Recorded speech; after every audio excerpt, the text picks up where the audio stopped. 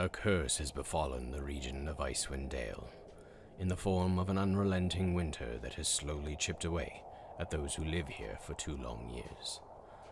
Most have lost the will to believe it will ever end, as hundreds of adventurers have flocked to this region in an attempt to end the curse and go down in history.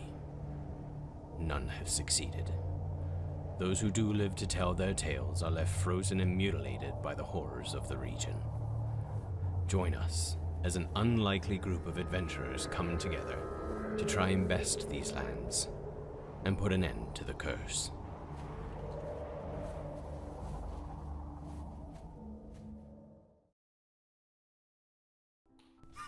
Hey, welcome back everyone. Good evening. Welcome to Tabletop Tyranny, where we neither play around a tabletop nor be tyrannical. My name is Jacob, and I will be your dungeon master for this evening's game and for the many more to come. Thank you for stopping by. Pull up a seat, grab some chips, candy, and enjoy the show before you. As per usual, we have our 6 adventurers here tonight. Obviously you see, oh look, there was a multitude of waving, and holy shit. That's rare drop. We're gonna get into a bit of a recap in a second. If you want to watch any of our past episodes, you can find them on YouTube at Tabletop Tyranny. We have a whole catalog, especially of Icewind Dale content, about 34 sessions, including tonight, which will be up there, as soon as the live stream's over. And then we have some one-shots up there. We have different campaign going. We got a lot to go on. You guys are just going crazy. But yeah, I'm gonna ask you a question to the players. I usually like to ask questions so they can earn a bout of inspiration. So, the question I'm going to ask you all tonight: what was the name on the tomb in the burial, like the burial tomb in that Vertbeek layer? Elena. Or Elena. Elena. It was Elena, yes. So if you don't have inspiration, you can take it. If you do have inspiration, you can give it to another player. I didn't. Now I do. Awesome. Let me erase all this drawing. Oh, I'm not done yet. Hold on. Oh. Make. Oh, I don't even have it up. In sounds great again. Sorry. Nice. You're good. Make good, make great again. Yeah. Did you get red hats for everyone? Yeah, everyone's got scarves and red hats on. Oh, red scarves. No, I couldn't even do that in a D&D games. Okay, bit of a recap from our week off. So the party, they continue their battle in the depth of the Vertbeek's lair. The battle almost turned into kind of a serious affair as Jayla collapsed under 2 heavy blows from this giant foe. Thankfully, the party rallied, slaughtering the giant and helping Jayla back to her feet. With the battle concluded, the party continued searching the cave, to which Jayla and Fiska found a dead Duergar in the far back portion of the cave, looting 5 ingots of Charlatan off of his corpse.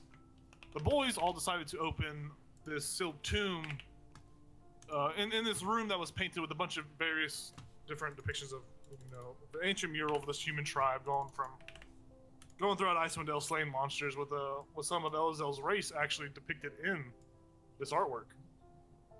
The boys found the strength to successfully remove the lid from the tomb, and they were able to loot 2 items. They found a yellow gemstone and a black ebony wand, which the black ebony wand was a wand of the War Mage +1, and the yellow gem was a gem of, I forgot the name of it. Brightness. Gem of Brightness. Oh yeah. And upon them looting these items, they sprung this ancient magical trap, which reanimated 12 skeletons that were housed within the tomb. The party beat the shit out of these skeletons rather easily. And with that all concluded, there was not much really else to gain from this cave. So they fixed the cart, they loaded up the barrels of honeymead, and they took their traveling goat and sheep caravan back towards Goodmead. And along their journey, they were spotted by Avarice's gargoyle, one of her minions, and with it, it brought a letter. The party...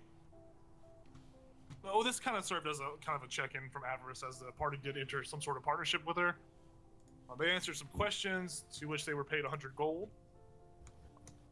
In doing so, the information that really stood out was that I learned that Avarice had enlisted more aid from another group. Supposedly this group had fallen from the sky and landed at her feet. There wasn't really any other major information exchanged. And with that, the gargoyle flew off and headed out to wherever its master was. They eventually arrived in Goodmead, to which they were welcomed by a small crowd of Delfolk. And Ichabod promoted that he would be running in tomorrow's town speaker election. And as they were, discussing they were mingling with the crowd, they were introduced to Shander Froth, who is this dwarven man who, he had thought that he would be the only one running for this election, so he had thought he would have no competition. But, seeing some competition riding in town in a very extravagant way, he wasn't pleased. But he still wished Ichabod a good luck, and that he would hope to have a fair and honorable election. But after this interaction, the party traveled to Anissa to tell her that the deed was done. They brought the slaughtered heads of the animals, of the beast that killed her dad, and they did a funeral burning with her dad. They took him out to the edge of the forest and burned him. And as the embers of the fire burn softly and the party overlooks this funeral, Gal seemed to have looked out deeper into the forest and spotted that small Arctic fox that had been traveling with you all for a little bit, the one that you had freed. And he saw this fox transform and shift into that of a small owl, and then it flew off into the distance above the tree line, away from the group. And that's where we pick back up. Y'all are all just still sitting around that pyre. And Gal, you just saw that fox transform. But yeah, I'll hand it over to you. Guys, I just saw something. I saw something not good. Not good? I just saw a fox turn into an owl. Like Like a fox, plain old owl? or like the fox? The fox from earlier, the one I was holding. What sound did it make? I don't know.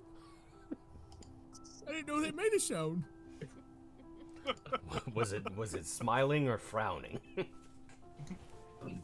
I don't know. What? Sorry, what did it transform into? An owl, and it flew away. Somehow it grew wings and then was gone. That's not a normal thing foxes do up here, I think. I don't No. think so. No? Okay. No. Are we Well, being watched? Maybe something was watching us. Shit, we should have eaten it then. I just thought that was implied that we were being spied on. Yeah. Right, I just assume we're always being watched by someone at this point. I mean, I'm still new to this, so I don't really know. Are you spying on us? I mean, I'm watching you guys' back. Does that count? Maybe. Dang it.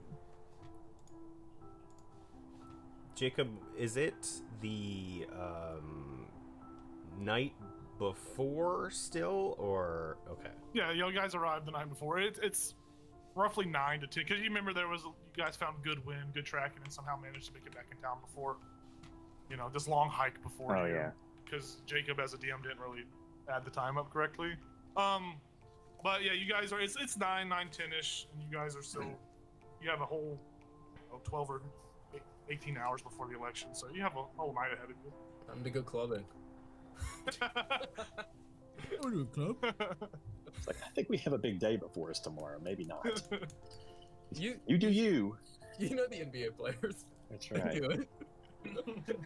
So Elazel, kind of under his breath, now knowing that we're definitely being watched, he'll just be like, I mean, I know it's super important for us to kind of win this tomorrow, but how are we gonna convince the people that one of us should lead if we're not actually gonna be here to lead? I think that's probably the biggest hitch in all of this, right? Like, we're gonna, if you ran and won, Right. we're gonna leave pretty We have much right to- away. We have to convince them that they don't need somebody micromanaging them. Ooh. Mm. We can also be good. have Anissa Deputy mayor. over, Be our proxy. Yeah. Yeah. If she wants. Right. Well, she's familiar with the town, and she Yeah. Well, why don't we just ask her because she's still here? She's right there. What? She's just looking at y'all. Sorry. We get sidetracked sometimes. That's fine. I mean, I don't. If that's, I mean, you guys have done a huge favor for me, and if you do win the election, I would be happy to just stay and run the town while you're out there adventuring and all that. I just hope that I don't have to forever run the town. I don't want this to be something that locks me in forever. But Well- I will still get help. Hopefully, our mission doesn't last forever. Do you Yeah, maybe just a couple of years or so. I'm joking. do you feel confident that you could do it? I mean, did you watch your father enough, like, do his thing and? Yeah, I mean, I was my father's right hand woman. To be, he taught me everything. I mean, I was going to be his. He was gonna let me take over if he died or when he died. But I mean, let's that's be a honest. natural death. Yeah, let's be honest. And this is probably more qualified than any of us. Oh, I mean, absolutely. She at least knows people here. Right. Uh, didn't how say do the that out people loud. feel about you? I'll say to her. I don't think there's any harsh feelings from the townsfolk. They respected. Well, I thought they had respected my father. I thought more would show up for the funeral or the viewing at least. But I don't know. Actually, I don't honestly know. No one really showed up to pay Yeah. the respects. So I Hmm. had thought I was in good favor with them. Right. Maybe Shander's doing something sneaky. Shady Shander. You use that. Use that on like posters or something. Ooh, sleepy, sleepy. Sleepy shady. So, I mean, we Uh. could go. We could go. We know where he lives. We could just go for a late night visit. I thought you said fillet at first. For a late night, right? Or a, yeah, for a late night. I mean, anything that could give us an edge, I suppose. I can't believe I'm saying that. I'm down. Anissa Guys, says, "Well, We're in. Anissa says, well, if you're going to visit Shander, he lives on the other side of town. He lives with some other loggers. But don't do anything that would allow him to have some sort of leverage on you. He is quite...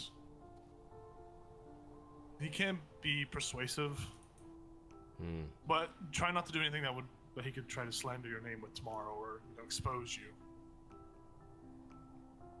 And obviously, if some kind of trouble happens, you don't bring me into the fold of that. I don't need that kind of drama. I don't like to see others get hurt often. Right. Us either. Well, I mean, It it just might, happens to be our business. yeah, maybe it's better that we don't that we pay him a visit without him knowing we do, and we just kind of observe, and not all of us go. Maybe just a couple of us kind of sneak and Sounds like you're You gotta- describing something else besides a visit. So we need to watch the mead. Oh, right. She does look to you. Yeah, I was gonna take it to the meat hall and start working on making more, start duplicating it. But if you guys, there's not any real spots to sleep here. There's no like inns or anything. So I was going to extend the offer to you if you want to bunk up for the night there. You can watch it and protect it while I watch over me as I work, just to make sure nothing bad happens. Yeah. But I mean, I have to get to work. I have to get the honey meat supply back on track. We ran dry, and then also there were several trade routes that were hit earlier this week. sure. Yes. Think about how much you can charge for the mead now that it's a deficit. Well, if there's that thought has crossed my mind, but also you have to take into consideration that if we drive the price up, Yeah.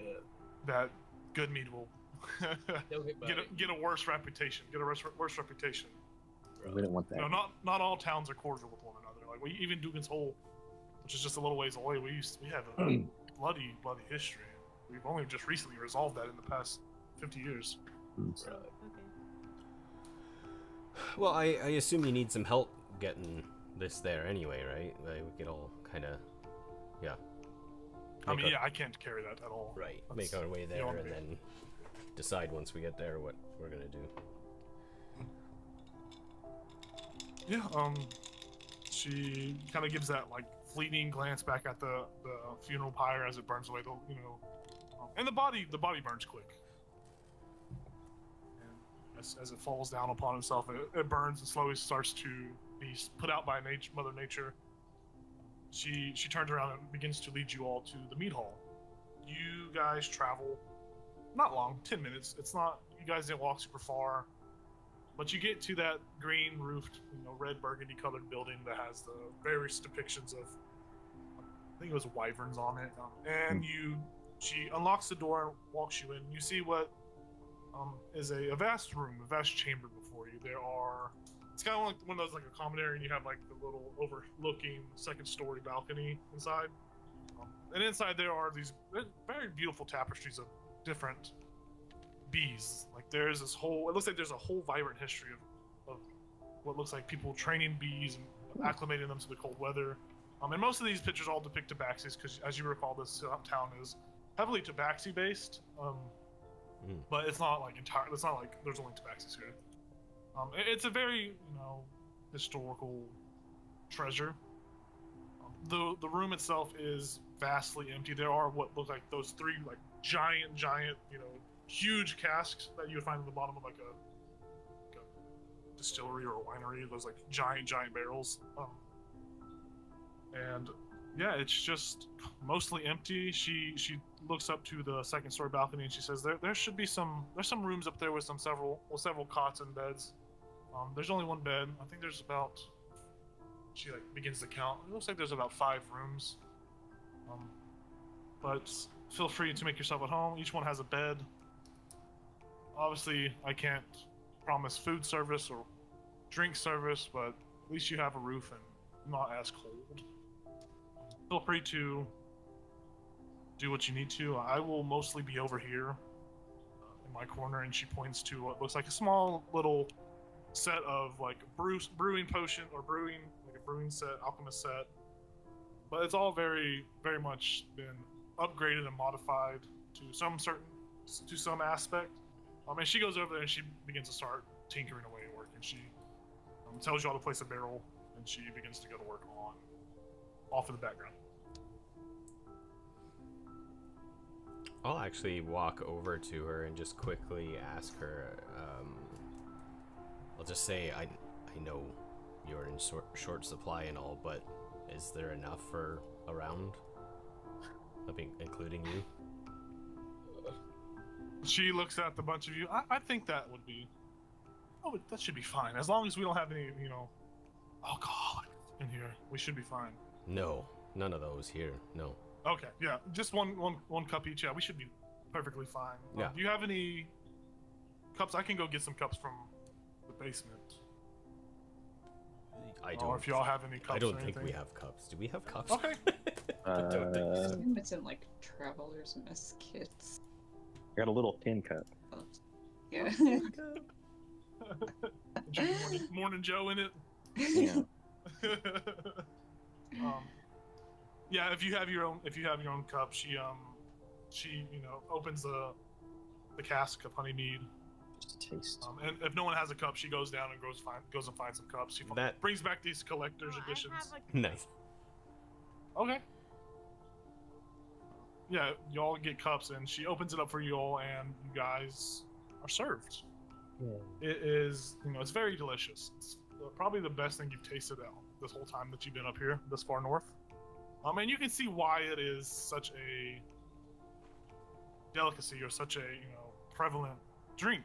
It isn't shit. It's not horse shit. Most of the stuff up here it's pretty rough. But this is something fresh, and it's fresh enough that it gives a little hope to each of you. And it's just delicious. It's magically delicious. It's just delicious. So I'll just gesture for us to. There's tables with chairs, right? Yeah, it's just very common. There's not much furniture here, but there is a table. It's just common necessities. There's a table with chairs. Yeah, just to drink our drinks and decide whether or not we do want to pay him a visit or if we want to just do this by the book and let the chips fall where they may tomorrow. Do we think we should go over there, or do you think we should just get a good night's rest, hopefully, if that's what we're given? That's what I'm leaning towards. I'd like to go over there. Do you want to go over there like secretly, or do you want to go over there and actually like speak to him? And it can be secret at first, but if they find us, then we're just coming to visit. well, I'm not sure we want to go secretly and be found, because that's really gonna put tomorrow in jeopardy. You know what would actually be better? If some of us went in to talk and the others did a little sneaky sneak. Kinda like that. Sure. What to talk about? What I suppose is the best question. As a just Good question. I was gonna say about the town, but then he's gonna be like, "Oh, they know nothing about the town." Right? Yeah. Like these jokers came to us last night and looking for information about all of you, and yeah. Maybe just like being like cordial, being like, "Oh, about the campaign trail and stuff like that," and just I feel like we already did that today, though, right? Yeah, but I guess we could like bullshit with him, he did invite us over. Yeah, Didn't he? I think For he a did. drink. Yeah, I think. Yeah, Yeah, he did invite I us think for a he drink. did. So maybe that's a good idea. We came for the drink. I don't trust that dude. Well, we came. It's like we came in the culture, the sense of solidarity. But whoever wins, a fair election, be like camaraderie, kind of vibe. I don't think you'd even need to talk about the election at all. If you're just going over to make friends, have drinks, meet his lumberjack friends. Yeah, Friends. right. That's true. Let's lock in. So I suppose another question is it who's all running? Is it just you, Ichabod? Is anyone else planning on trying this? Okay, so I guess a better question now then, if it's just Ichabod, who are all of us to Ichabod? Like, are we gonna be like his cabinet? Are we gonna actually help him run this town, or is it like? Because I feel like that would go a long way during the debate if he had people to point to and say, this person will do this, this person will do that. We'll at least give the impression that you're the brain trust. Right. I'm his Minister of Foreign Affairs. I mean, I feel like I would fit a cleric really well, just like a healer. There's no healer in this town, right? Didn't she say that they don't have a healer anymore? So, I mean, we bring that to the table. I feel like me and Gal could just be like, we're head of security. Right, muscle. Right. Well, head of security sounds better than muscle. Right. No, I know. Yeah, you don't want to intimidate the town, but. One of us is the marshal and one of us is the deputy marshal or something like that. Sure. Well, I feel like if we're gonna go pay a visit, then we all pay a visit, right? As the group of us. Hello. Sure. I want to go over. I mean, someone could sneak. It could just be like, oh, they got tired, so they. I mean, I can turn invisible. Yeah, but it'd be kind of weird because you're our main. Right. Yeah. Although here's the thing, I think someone mentioned this already. She needs protection, and I point. I could stay. I'm kind of leaning towards she needs all of us as protection. Like that's where I'm torn here. Like, what if all of his logging friends? What if he's a bad dude and all of his logging friends come to take this meat, or he sends someone to come and take the meat, or a group? I've got an idea. What's that? You have the fuzzy bag, right? So I do have the fuzzy bag. You I still got my elk. Lasagna. Yeah, you could That's have. right. You could have lasagna. God. That would help, absolutely. I mean, I can. Oh,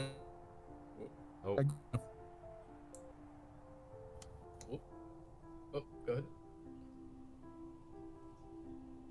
I got 2. I got a giant rat, Oh, I see so many more. and then I got a panther again. A giant rat and a panther. And lasagna. You got a giant rat and a panther. Okay. Yep. So the elk, there's no way for the elk to get inside. It won't fit through the door. But since you summoned the panther inside and the giant rat, Nissa looks over and is like, "What the fuck is that?" Sorry, let me introduce you. That's Linguini, Okay. and that's Rigatoni. They both like do a cordial bow. Oh. They're nice. Okay. What are they doing here? Protection. She shrugs and goes back to work. so I'll just say, I suppose, what's the elk's name? Lasagna? I suppose lasagna, I mean, if you can convince it, just lays in front of the door so no one can get through it, right? Pretty sure he just listened, so I can say that. Yeah. Well, that's helpful. I mean, what do you think? 5 of us, 4 of us, and 2 stay here? With Surely that would be with the plenty. menagerie? What's that? I said, surely that'll be plenty. So does anyone want to stay behind with Gowl I'll stay. and family? Gal and friends. Children? Gowl and friends? Or should we all go? I'm pretty stealthy, so It's my I stealth. think I'm a pretty good option Yeah, I'm okay for with- stealthing. I'm okay with stealth too. I feel like I kind of fuck up this stealth. But you really want to be there. Yeah, I really want to be there, but I kind of fuck it up. Maybe I lead others to a treasure I cannot possess. Well, or actually, I something mean, like we never really decided. Like, are we going to sneak? Or are we just gonna go for the drink that he invited us for? Like, if we do stealth, Right. what are we hoping to You're find out? Like, Are you why gonna, are we peek in the sneaking? windows? Yeah. What I'm thinking is we go up there, okay? Mhm. Whoever is the stealthy one, just go up there, try to see if we can see anything sketchy going on. And then if we don't, we just go in. Sure. Sounds good to me. All right. So, Because bad shit usually goes on during the nighttime. obviously Ichabod needs to be there because he's Right. gonna be the one Right. running. Fiska, are you coming with us? I'm a nosy bitch. Yeah. Oh, right. I want to see. I mean, was that a joke or like nosy? No, it's the truth. Oh, all right. What's I that know. supposed to mean? I mean, you have a long nose, right? Your beak is your nose, right? My well, yes. Okay. Well, I mean, I thought it But was. I'm- I thought I'm it was nosy. funny. What's so that supposed to mean? Oh no. so Gal, you feel confident you and Linguini and lasagna and fettuccine can do this? Rigatoni. Rigatoni, You mean sorry. Rigatoni? Yes. No, it's okay. It's okay. Yeah, I'll be fine. I'm a big guy. I got this. I'm just like Alright. flashing back to the time he was alone. Oh no. Where he was uniquely suited to the situation. Right. Yeah. All right. Well, I suppose I'll be as alright. soon as we leave, then lasagna lays in front of the door, right? Yeah. Oh, yeah. Do we need like a secret word in case someone comes back, tries to impersonate us? Say lasagna's name. Or just say lasagna. Yeah, that's a good point. You probably could say lasagna. Yeah, I doubt anyone else is gonna remember lasagna or know lasagna. That'd be obvious, though, wouldn't it? Oh, that's a good Like, point. obviously, like, why are they saying that? You could just like, man, I really want some lasagna. Easy. You know what goes good with mead? Lasagna. Yum. Well, let's go, I suppose. All Earlier right. the better. So you guys are everyone but Gal and friends are gone. And Gal and his farmhouse are staying behind Correct. with Anissa. Yeah. The rest of you are all traveling to the other side of town. And Anissa, she gives you directions before you head out. You know how to get there, so you all leave.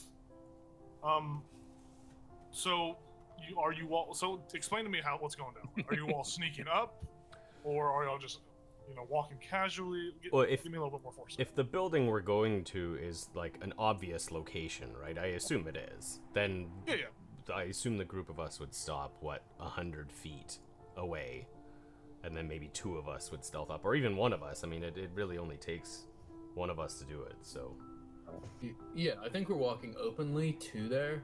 We're not like running, we're not sneaking, but yeah, once we get 100 feet away, then we're like, Yeah, for sure. You guys approach. It's a little bit later. It's like 10:30ish. It's pushing 11. Most of the people in the streets are indoors sleeping. There's not many out in the street at the moment. Every house here has fire, or you see smoke rising out of the rooftops. But go ahead and make a stealth check as you get to whoever's going forward. Just go ahead and make a stealth check as you get to that destination about 100 feet away. do you have advantage on stealth? Or not advantage, but what's your plus to stealth? Proficiency. Yeah, proficiency. 5. You're 5. Yeah, I think you're the best then. Oh. I'm at 4. Okay. Yeah, I'm at 4 as well. So someone else wants to go? Alright. I feel like I can't go. I feel like I'm bad luck. But I will cast guidance on you, Jayla. Cool. Yeah. You Alright. remember? I'm gonna go kind of just casually walking, but then when I get closer, I'm gonna stealth and kind of like try to peek in a window or something, or just Okay. kind of like look around, investigate, I guess. Yeah, so from where you guys are at, you see the house a little ways away. There are piles of logs on the outside of the house. There's several axes outside. It is a very modest. It's not modest, but it's a little bit more nicer than any of the other buildings in town. You can obviously see that it's just a 1-story building, but the square footage it takes up is twice the size of the normal houses here. It's definitely a nicer house. It's the wood's new. The roof tiled perfectly. It's a little askew in this, ancient town, but it is still ancient in its own time frame. But it is a nicer house, and it is quite big. But yeah, so go ahead and make your stealth roll as you approach. There are windows on the outside. Of course, they are slightly glazed over from the ice. There is a single door on the front. You don't see any other doors from where you're at the moment.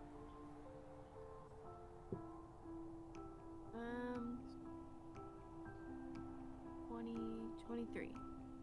Okay, you stealth up to the window. So the window that you were in front of, it's one of the side windows. It's not on the main. It's not on the railroad because I would assume you wouldn't get off the road as best you can. You look into the window and you see inside as you peer through because you can see now. You see through the frosted windows, and it's a little hard to make out. Go ahead and make a perception check or investigation. I think so. This is more so perception than investigation, but I can be convinced. No, You wanna try this? perception's good. I'm imagining she's like taking her amulet and pressing it against the against the window. She's crouched down and the amulet's just held up. Yeah, exactly. Oh. Like a beast master where the guys have the fingers. Yeah. Yeah. 17. 17. You glance in through this frosted window and you see a open common room. There's a really nice fireplace. Above the fireplace there appears to be, like a deer, not an elk mount, like a stuffed elk head with its antlers. You see a furred rug on the ground. The furniture inside is very nice. You see off in the corner are what appear to be 4 people. You see Shander, the little dwarf, the orange-haired dwarf. And he's talking to these 3 other like really burly, beefy men, very much lumberjack types. And they are all looking at a board with several like pieces of parchment posted to it. There are like strings between each pieces of parchment, and they seem to be talking. Of course, they are on the far side, so you can't really hear anything, especially since you're outside. The wind's howling. But they all appear to be in some sort of discussion or conversation, and I keep pointing at this bulletin board, so to speak, of parchment. How far away are they, like, from me peeking in this window? Like, could I get a better view somewhere else?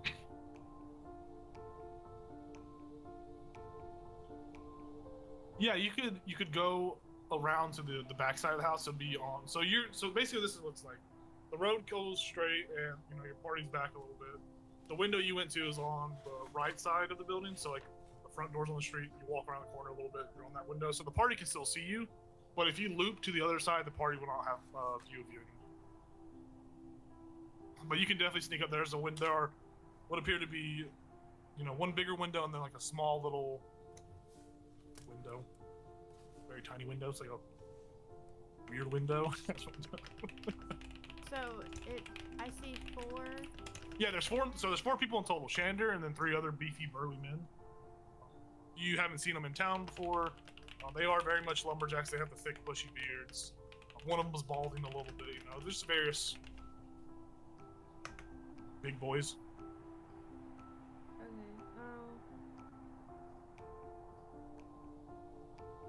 Okay, so one is missing. Huh? One of the loggers he lives with is missing. You said It appears so. Okay. Just now? Did I say 5? Or was that before? Previously? Last this is episode. Last session. Okay. Last session. Okay. I'll go back and confer with my companions. For sure.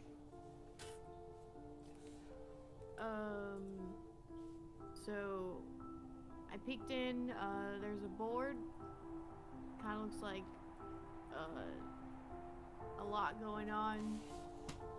Like they're planning something, maybe.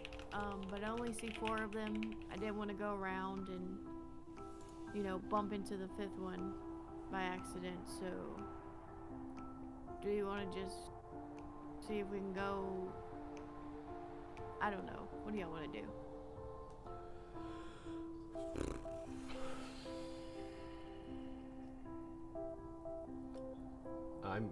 I'm just leaning towards going and speaking to them. It's fairly late, so we might catch them off guard. I don't know. Obviously we're not gonna just bust through the door, but Right. I could act drunk and do it. You could. But then they'd be like, this bunch is a bunch of drunks. Right, yeah, they busted through a door last. No one can have fun. They'd have no proof. That's why I'm not running.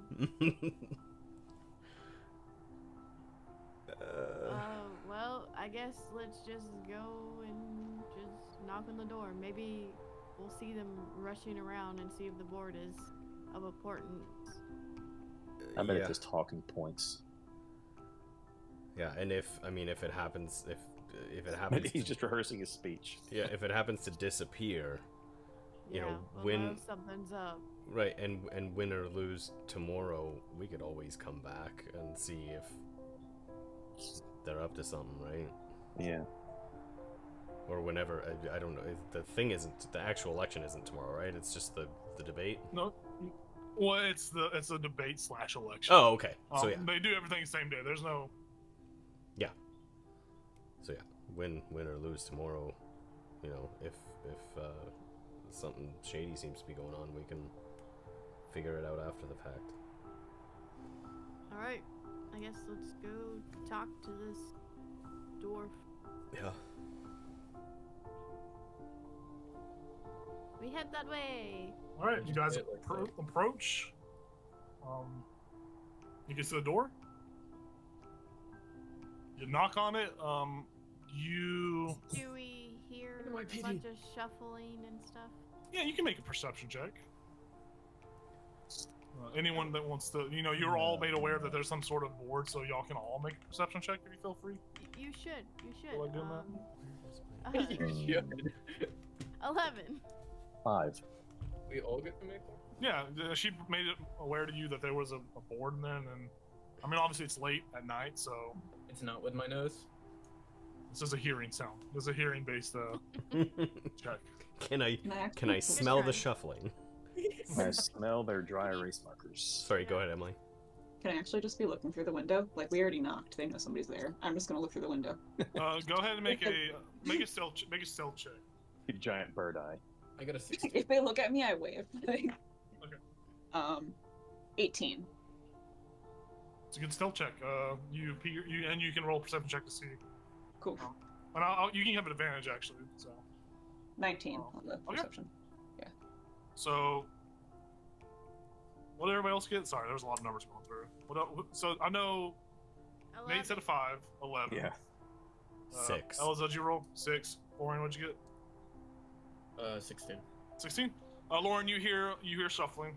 I mean, it sounds like people were stirred awake. You all hear Shander call out, "Be with you in a moment. Give me a second. I'm not decent." Fiska, you see these 4 individuals begin to shuffle, put papers away, and they appear to be taking papers off of this bulletin board, and then one of them takes it off to the side and disappears from view.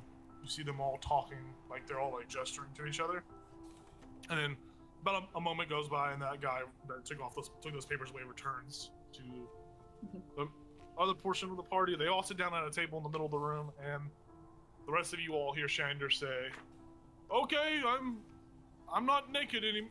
I'm dressed now. Come in." Or who is it first before you come in? Who is it? Who is it? I'll just walk in It's your new friends. without saying anything because he said you- come in already. Yeah, you try to walk in, and the door's locked still. You invited us. He's like, I forgot to open the door. One moment. Who is it? Hello? He unlocks the door and opens it. Oh, there's quite a crowd this late at night. Huh. Come on in. He steps aside and he walks back over to the table with his 4 friends, or his 3 friends, and you see him. They are these beefy, burly men. There's a guy that has a really long beard. One of them's bald. The other one has he has got like a really small nose and big eyes. It's weird. Shander addresses you all. He points to the one with the beard. Says, "That's Bruce." He points to the one without any hair. "That's David." Then the guy with the small nose and big eyes, he says, "And that is that's Charlie." Everyone, these are the heroes that came back with the honeymead. I don't think I got all your names, and if I forgot them already, I apologize. I know that one's Ichabod, and he points to Ichabod. That he looks to the other loggers. That's my competition tomorrow. Yeah. I invited them over for drinks, and I didn't really think they were gonna follow through with it, but I mean, I'm happy you were all here. We just like to make new friends. Yeah, I'll speak up and say, I'm Elazal. Apologies for coming so late. We were with Anissa, helping her, say her goodbyes to her father, so. Oh, Shander's one speaking. Oh, I didn't know she was having a funeral. I would have attended if I had known that. There were posters. It was all day, as far as I understand. Yesterday too, I think. Posters? I didn't see any of these posters. I've been here for. He looks at his wrist. Yeah, go ahead and make an insight check. You fucking liar. Oh, I'm not good at this. Okay. Why not? Okay. I mean, can I do an insight check since I was actually speaking to him like Yeah. face to face? Okay, 16. that's good. Ichabod's running through all Better the mine. possibilities tomorrow. I got a 3. Yeah, I got a 9. He's Um, distracted. He seems genuine. I just say, well, I mean, to be fair, the poster we did find was on the ground. It seemed like it had been torn off, so wherever it was posted. That breaks my heart. He looks to the loggers. Townspeaker. Riesel. Sorry, his name is so hard to say. He was a cherished friend, and well, I like to consider him a friend, of course. He probably really didn't think of me like that, but I still would have liked to pay tribute to him. And it breaks my heart that somebody would. You said there were flyers that were on the ground that someone would defile. Flyers like that? I mean, unless the wind just blew it off, I'm not sure. But I mean, I do have a follow-up question. If you were assumed that close with him, and you are running to take his place, wouldn't you know, flyer or not? I mean, wouldn't it be important for you to be there and to know that information without a piece of paper? Well, present? I would have wanted to give Anissa privacy, and it's kind of up to her to deem whether or not she wants to have a public viewing or not. Like I said, I had considered him a friend and would hope he would have considered me, but, you know, there have been times we butted heads, and Anissa might not be so fond to see me just waltz in. And honestly, I was kind of, this is going to sound shitty, but I was also busy preparing because without a town speaker, our town will fall into turmoil, and I have to think of the people here, and as soon as, you know, the news broke that he was gone, my first thought was about the people here, and that someone should take up his mantle and make sure we don't fall back into our old ways, slaughtering and pillaging and looting and raiding. Because if you don't know it, most people, when lost and have no guidance, just completely succumb to just barbarian traditions and barbarian ways.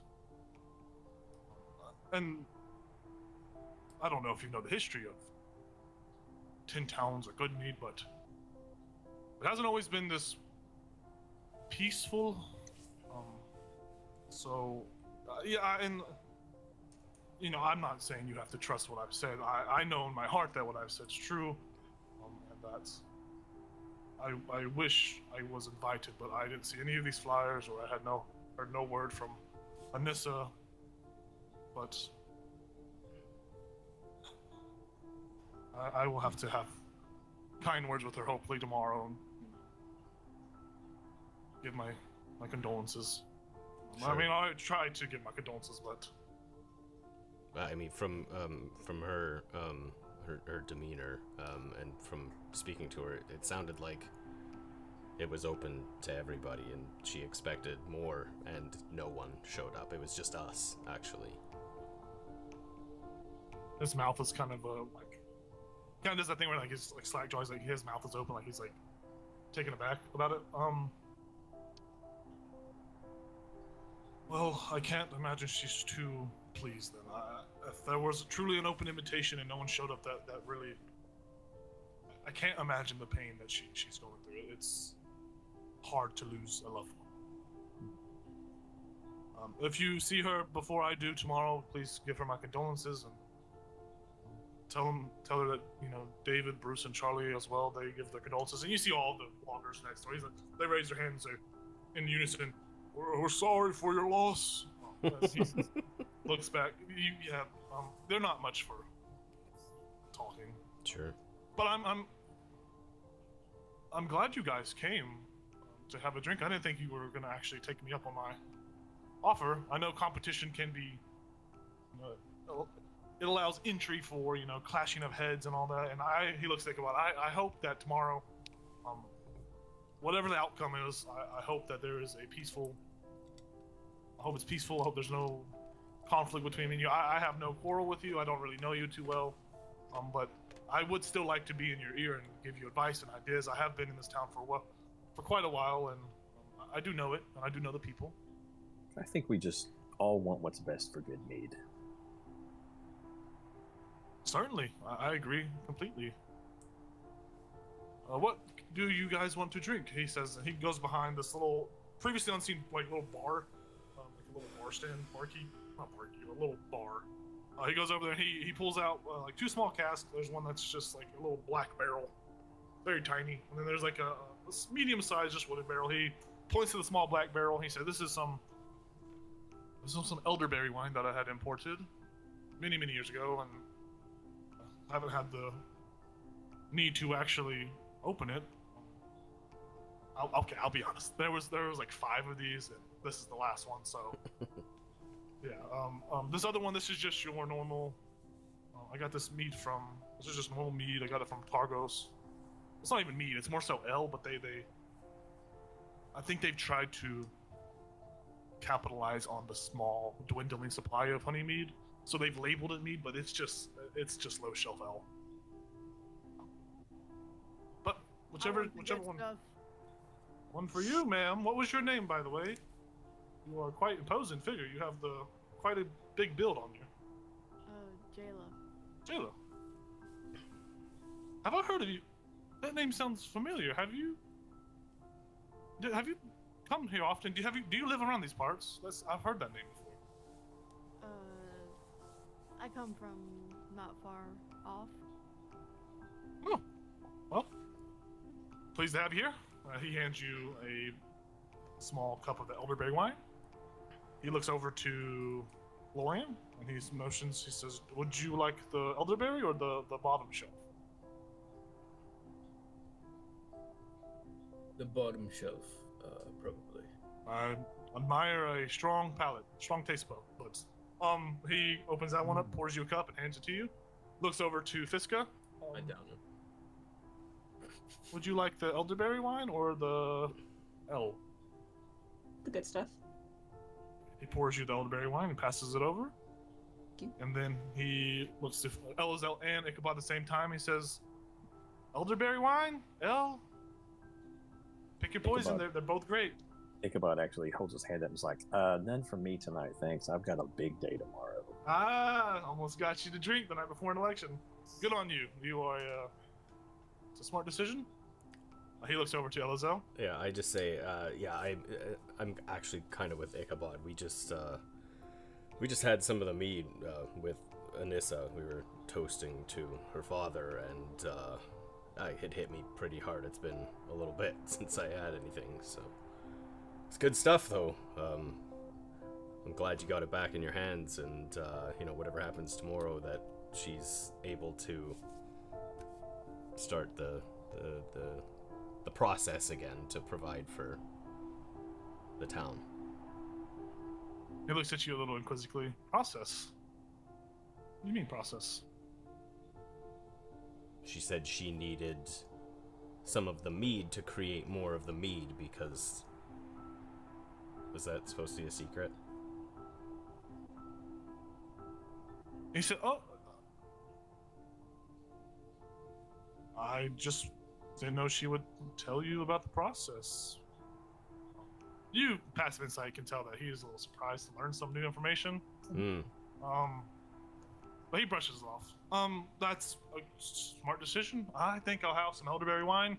Bruce, David, Charlie, do you want any of the drinks? And all in unison they say, "Give us the ale, please." He said, "Fine." Fucking brutes.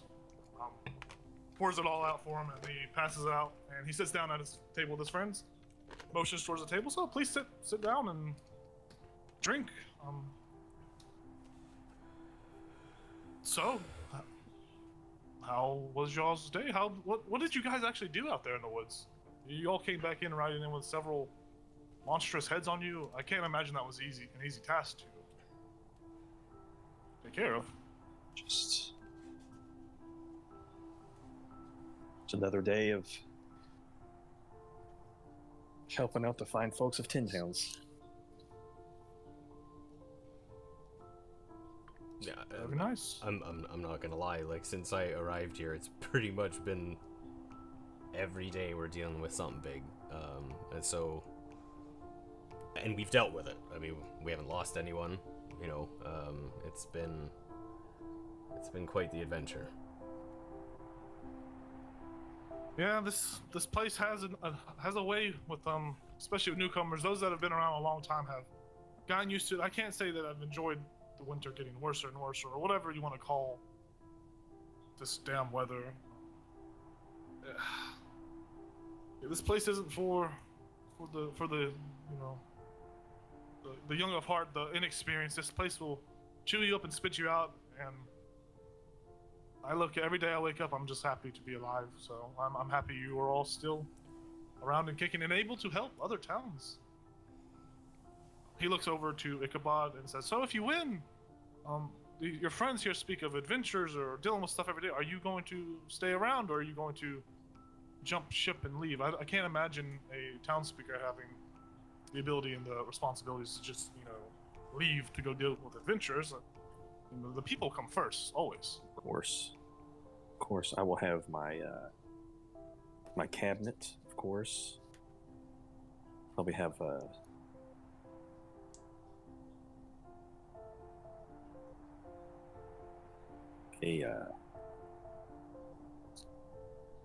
we'll have a line of folks lined up to handle whatever may come. It's good. I'm actually curious on the topic of adventuring. You're a logger, right? You say, is that what you said? Yes. And you've been here how long? How long did you say? I don't want to show my age, but it's been about 20 years or so. It's been a while. 20 years. And you've been logging the whole time. Where you like, what did you do? Well, at first, for the first 15 years, I was logger, but the winters began to get colder. It became more brutal, and I've gotten older. So I've decided to try to better towns, particularly Goodmead, of course.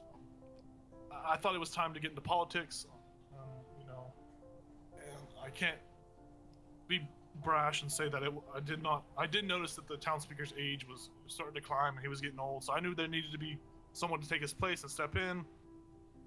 So I thought it would be easier to, instead of log and do hard work, to be in politics. But obviously I have fallen short, and I wasn't able to be a town speaker, obviously. So I've just been logging for the most part. I kind of push off most of my workload to these guys, and they're happy. They're young. They're happy to take care of that. But yeah, it's been pretty boring life, I must say so. No real tales of glory and gold and all that. It's just been nice in a sense. I mean, that's not a bad thing. I mean, that's kind of where I was before I made my way up here. I did not come up here to be an adventurer, but this place will make you one, quite quickly. Something that's actually been really fascinating to me is, where I grew up is fairly warm. I mean, it was like I never really had to deal with the cold like you all do. But surprisingly, being up here, the cold hasn't really affected me like it does others, and it's very curious. But then again, I know nothing about my lineage, so. He takes a sip from his elderberry wine and says, "I was going to try and segue towards that topic, but since you kind of walked us into it, I tried to do it before others do it, so." Yeah, I try not to be rude, especially when my guests are over, and I don't like to be rude. It's not a good look, but it's curiosity. I mean, I've gotten past it being a rude thing because everyone does it, right? I mean, it's not everyone's rude. So what exactly are you, or do you know?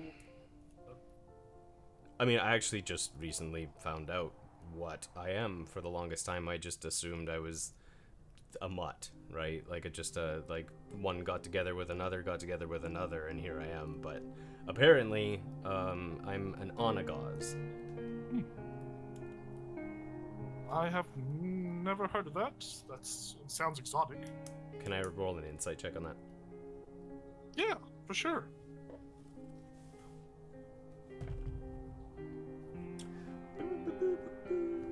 $18. He seems genuine. Okay. Yeah, I mean, like I said, I hadn't either. And I mean, since I've learned of the name for what I am, I haven't learned anything about it. So, I mean, no one seems to know anything. So, I mean, at least there's a word. How did you come about that, actually? How did you learn what your race was called? Did someone find someone that told you, or is there someone that's well-versed in your lineage? Well, It's really I mean, curious. it wasn't exactly someone well-versed. It was just, someone was curious like you, so they asked someone else who asked someone else, so I'm not really sure where the original word came from. It just kind of ended up. So I guess it's very possible it's incorrect information, but I'm going with it, right? It's better than nothing. Well, I hope whoever informed you was, honest and truthful and not trying to lead you down some malicious road or some. I hope they didn't have ulterior motives. That would suck. I don't know how that would play into that, but You never know. Well, it's good you know a little bit about yourself, a little bit more, of course. Right. Yeah. He looks over to Fiska. He says, you haven't talked much. What's your story? You seem like a interesting bird. I would say cat, but that doesn't really fit though. Like you're interesting cat, but that doesn't really fit. So.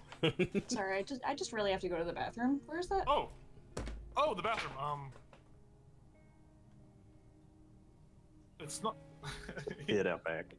We have an outhouse in the back, but you can feel free to use my private chambers if you want. I'll be great, thank you. I am a lady. I can't go out back. That's gonna be a little embarrassing. I haven't cleaned it in a while, so if there is a little mess, I apologize. I am a man, after all. No judgment. Make sure Maybe a you little. shut the toilet seat so you don't fall in. He points to a door that's on the. So the bar he was behind, it looks like there's a door that goes like into like a kind of like a storage closet, and then there's a door across from that door. So it's behind the bar, but it's like to the left of it. He points you to that one, and he watches you walk over there as you Go into it. He goes to the bathroom. Yeah. This room it's very well furnished. There are a couple gold coins just laying scattered about on a table or on a nightstand. There are, various fine pieces of clothing. There is a nice bed. It's obviously bigger than it should be, but it is a very nice bed. There is another furred animal. There's like a bear skin on the ground. There's various trinkets and pieces that probably pay homage to something in his enchanter's heart. And there is what looks to be a foot trunk at the end of the bed that has a really big lock on it. Yeah, let me add it. You do see, like in a little corner, there is a commode. It's just like an open, it's just an open toilet. There's no walls around it. It's just like open. So there is a toilet off to the side as well. You go to this trunk. You're just going to unlock it? The door's shut, by the way, right? Did I shut the door? I would assume you did, but if you want to leave it open, you can. No, I shut the door, and then I'm gonna try and unlock this trunk. Okay. Go ahead and roll a. I forget what the thieves' tool stuff is. Go ahead and roll a. Is it sleight of hand? With your proficiency bonus. It always confuses me. Let's forget. Yeah, me too. Sorry, and like clicking on it under tools in D&D Beyond doesn't. That's not tell gonna you. tell you. So help me. So it's a. What the fuck is it? It's a D20 plus proficiency plus relevant skill with these tools. So it's. I think it's just you roll a sleight of hand check. And you add your proficiency bonus. Okay. Sleight of hand is dexterity, is it not? Yes. Yeah. So Yeah. sleight of hand, and then you'll add your proficiency bonus to it. So just roll a d20 with sleight of hand, and then you'll add that. Whatever your That proficiency is bonus. only a 12. So you put the thief tool into the lock, and you try your best, and you wiggle and jiggle it. And as you do so, there is this very loud and persistent alarm that goes off. That goes beep beep beep beep. Y'all see Shander step up briefly.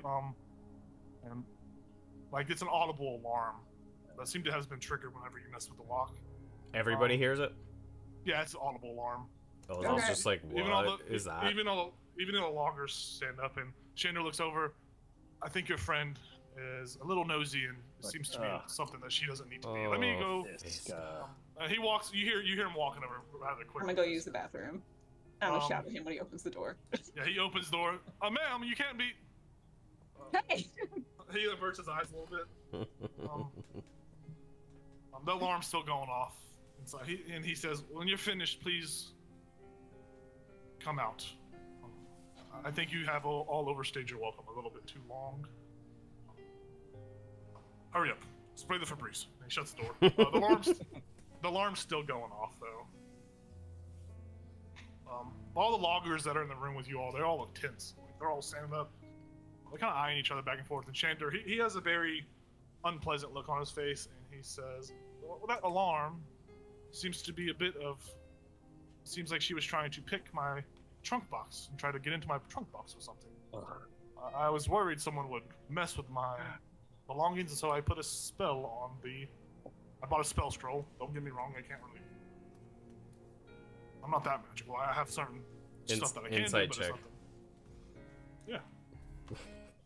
After that correction. 24.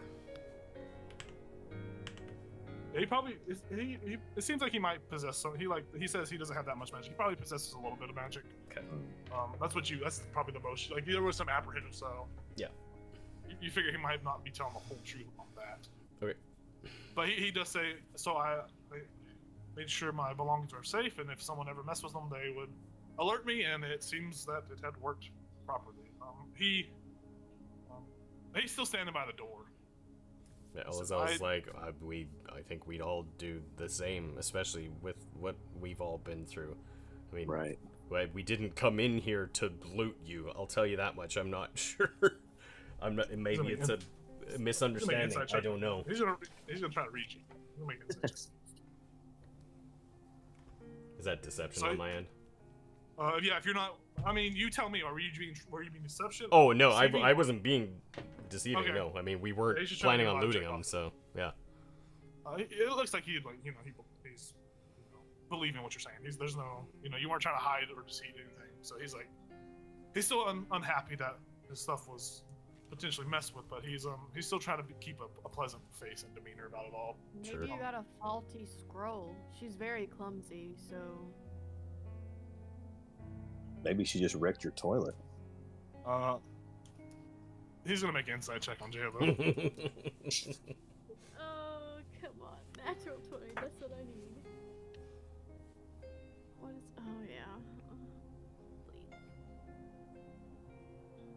Okay, not bad. What was that? 19. Well, I mean, she probably could just be real clumsy. Sorry, there's a big day tomorrow, and usually with elections, there's some sort of tomfoolery that goes around. Not to say that your group is like that. I find it it hurts that I invite you in as guests, and there may be a potential person trying to get into my belongings, but if she's as clumsy as you say, then I believe you. You should see her try to fly. As I come out of the bathroom and be like, oh my goodness, what is that noise? I just, my beak is so long, sometimes I can't handle it and I just can't tell where it's going, and all of a sudden this noise started going off, and by the way, it's a little dirty in there, you should take care of that. He's gonna try to read you. He's gonna do an insight check on you to what you just said. You have advantage because Jayla did just kind of, tell him you were clumsy.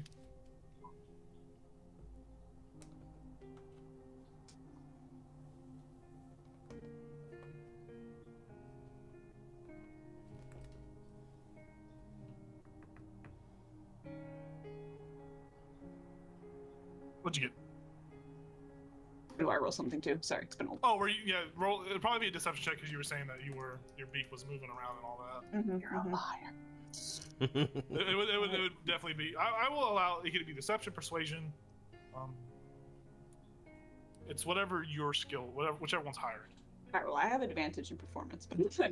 I'll do. Oh, persuasion. I will allow performance, but it'll just be a flat roll instead of a disadvantage. Oh god, fall off the table. Okay, 17. Wait, no, plus the thing. It's 20. He's like, I can understand. That is, you have quite a beak on you. I can see how that can, be hard to deal with at times. I'll make sure the bathroom gets clean. I'll clean it. It's okay. But I think you guys, it's time. I think we should all turn in for the night. We have a big day tomorrow. But may the better candidate win. Look forward to debating against you. Good luck. See you tomorrow, Shander. He smiles. I have a question. Oh, sorry. What's up? Are you a master debater? Or... I would like to say I am quite the debater. I have been heard to be a master debater at times. Who's To be heard quite. Well, there's been many people in town that have actually. Taylor giggles a little bit. There's plenty of people in town that have heard me debate. I would say they would even call me a master debater too. She does it again. Are you okay? Is the elderberry wine not going down properly? Yeah, She chokes on her spit all the time. Oh, it's probably due to the tongue thing, What? He doesn't know what he's talking about. Just wrong pipe, Right. Well, I hopefully have a good debate, and hopefully I can show you how much of a master debater I am tomorrow. You all have a good night. We appreciate your time and the drinks. Sorry about the misunderstanding with the bird lady. Yeah. It's okay. The whole time this conversation, the alarm's still going off in the background. Yeah. About that, I'm gonna turn my head and accidentally knock over a glass. Okay. Oh, I'm so Play it clumsy. up. You need like a styrofoam or something around the end of that thing. You need some sort of padding. Don't worry about it. There's plenty of glasses. I'll clean it up. Just have a pleasant evening and sleep well. Also, where are you all sleeping at tonight? We have no inns in town. We have we'll a be at- place. Your mom.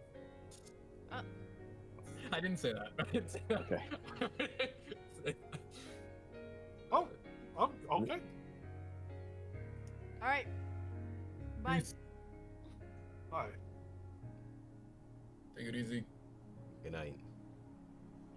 He's just nodding at this point. Best of luck.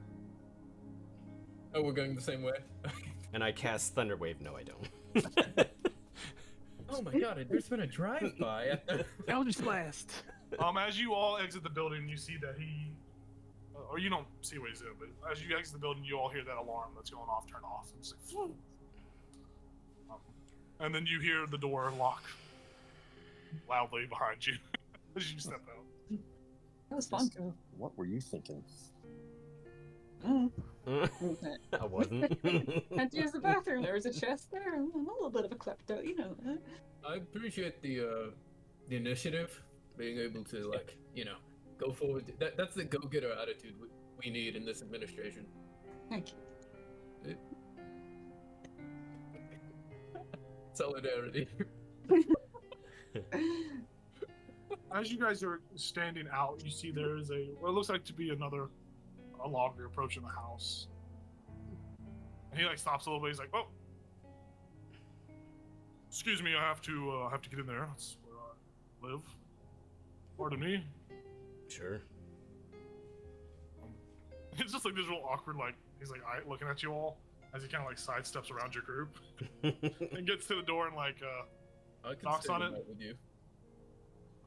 I don't swing that way. Don't think. Okay, I tried. I tried. Are we He knocks close on the enough? door. Are we close enough to hear if he has a secret knock or a pattern or something? It sounds just like the good old 1 2 3, like the triple Oh, okay. triple knock. And then you hear Shander say from inside, "Who is it?" And the logger says, "It's Edward." Edward.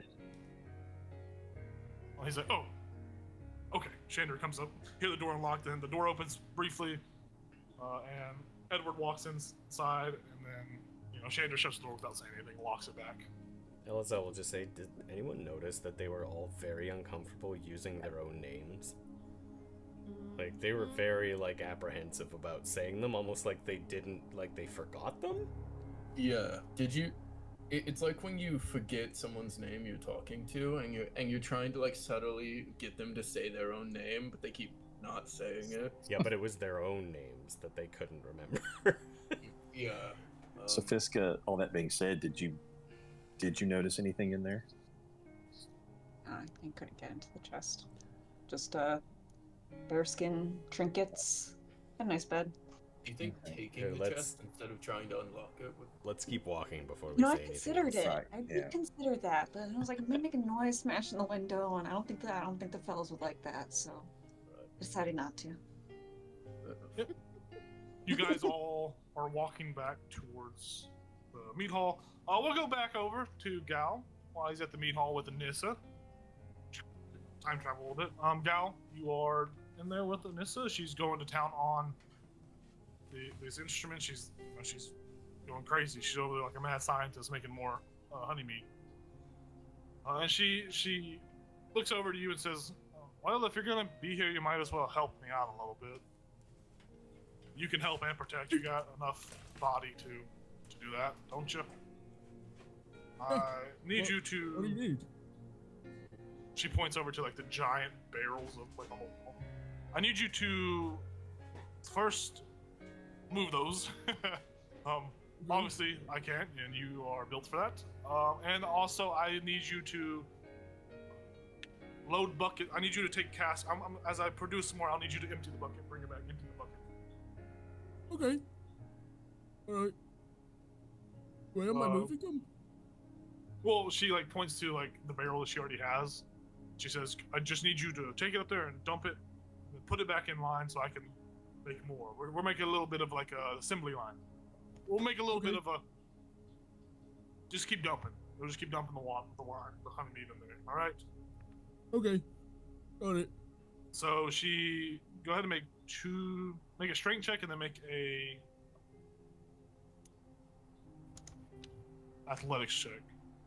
Strength check to move the casks, and then the athletics check to. So the strike tech is 21. You easily enough move the cask to. Oh, It was a 22. Sorry. yeah. No, you easily move No the cask to problem. where they need to be. You position exactly where she tells you to. She's like, "Oh, awesome! Thank you so much for that." Now start pouring them one by one. We're gonna get a little bit of a process going so we can start mass producing this. Sweet. All right. Oh, I want another 19. That is 24. Yeah, you spend your whole time. These 2 rolls amount to the whole time. That's all you do. You move the cask, and you're just constantly just dumping barrels of honey meat into this giant pot.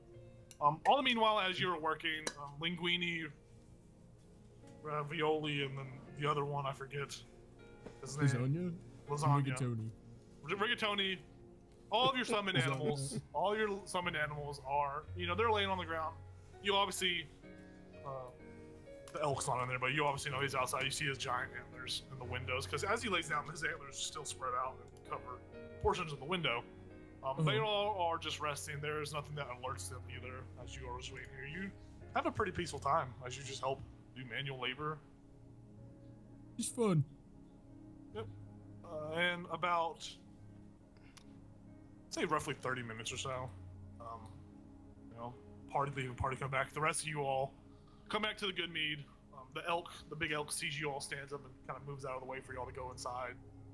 And you are all rejoined once again with Gal and Anissa. So the only thing I read in that whole time we were in there is, you know, when he said something about using magic and then corrected himself and said that he used a scroll. He actually used magic. He knows some magic. I don't know how much, but just the fact that he's covering that up is worth something. So I don't think you can use it tomorrow in your, you know, your speech in the debate, but you know, it gives us some information about who he is. In case something weird happens and we may know the source. Right. Hi, Gowl. Hi guys. Did you Sorry. do Excuse all me. right? I gotta get past. I got a big barrel. Oh, it's all right. We've been doing stuff while you've been gone. Everything all right? From what it looks like. That's good. I'm ready for bed. I don't know about the rest of you. Yeah, I need sleep. So are we all sleeping in this room? No, there were rooms, right? There were We're five upstairs. rooms. Yeah. Okay. Anissa, are you gonna keep working? Yes, we're so there's not enough meat out there, and I know towns are gonna get restless, so I'm gonna be busy tonight. I'm gonna work. Don't be worried. I am a bit of an insomniac already, so I'll be fine. Oh, there's no problem with one or two of us staying with you throughout the night. It's not a big deal. If you guys can do that, that would be awesome. You can also help me with. You can still help me. Sure. As Gal's doing as he's pouring the cask, you can assist with that as well. Yeah. You don't have to, of course, but it would help meat production. Yeah, it's probably smart for us to take watches anyway. So. All right. Well, you should all see that there are rooms upstairs. Have your pick. There's only 5, so I mean they're not made up. But there's a bed in there. There's no blankets. I apologize. There's no pillow, but there's a mattress. There's a bed. That's all right. We'll just, whoever isn't watching will take one room and then we'll switch rooms because you know it'll work out. I mean, I volunteered, so I'll stick around with you first, and if anyone I'm wants kind of to already join. at it, so I'll stay too. Sure. Okay. I'll join Gal and help you out. I'm gonna go stare at my reflection in the mirror That's for about 8 hours. great. See ya. You're not gonna take watch at any point tonight? I think I gotta keep staring at it. I don't know. I've never done this before, but that's what I was told. So, All right. and So- I'm gonna go fly up to the roof. Yeah, you fly up to the roof, and she is talking about that little mirror that she found. In the Yeah, Yeti yeah. cave. Right. Yeah. So you do that, and you begin to attune to the frozen mirror. I want to say that if anybody looks up at me, they will notice my beak is slightly open the entire night. All right. So are you Uh, like awake, or like? Like you're taking a point of exhaustion by the end of the night? Jacob said I just don't get a long rest. It Yeah. gives you a point of exhaustion. Oh really? Oh, Yeah, is first- that what that is? Yeah, Okay. point of exhaustion is basically the first point you get disadvantages on all ability checks. Huh. And it gets progressively worse and worse the further on. If you get 6 points of exhaustion, you just die. You just are died. you Oh, on the got a roof? cool trick. Are you on the roof? Yeah. Is what you said? Oh, damn it. I couldn't, mess with, someone's asleep and you draw on them or something like that. Throw a rock at them or something. Oh, yeah, I couldn't I could throw a snowball, but that would seem too deliberate. No one would throw a snowball at someone else. That doesn't happen. Alright, so Gal and I are taking first watch. Who's taking the other two? Well, if you're taking first watch, Ichabod would take the last watch, I'll take the middle watch. so I he guess. can get some kind of semblance of a Oh, full whatever of sleep. you're gonna study before the I'll get up early and do it. The exam, yeah. do notes. Yeah. Well, how many watches are there? 3 total. 3. Yeah. So they're all covered. No, we need a middle watch to cover. I thought Lorian said. Oh, so he's just gonna do. You guys are gonna do them alone? Gotcha. Yep, they Well, are I all can covered. do it with him if he wants, but Jayla would That's- like to just sleep. Yeah. That's up to you. Okay, she's just gonna sleep. Wow, all alone. Yeah. First round of watches. First watch.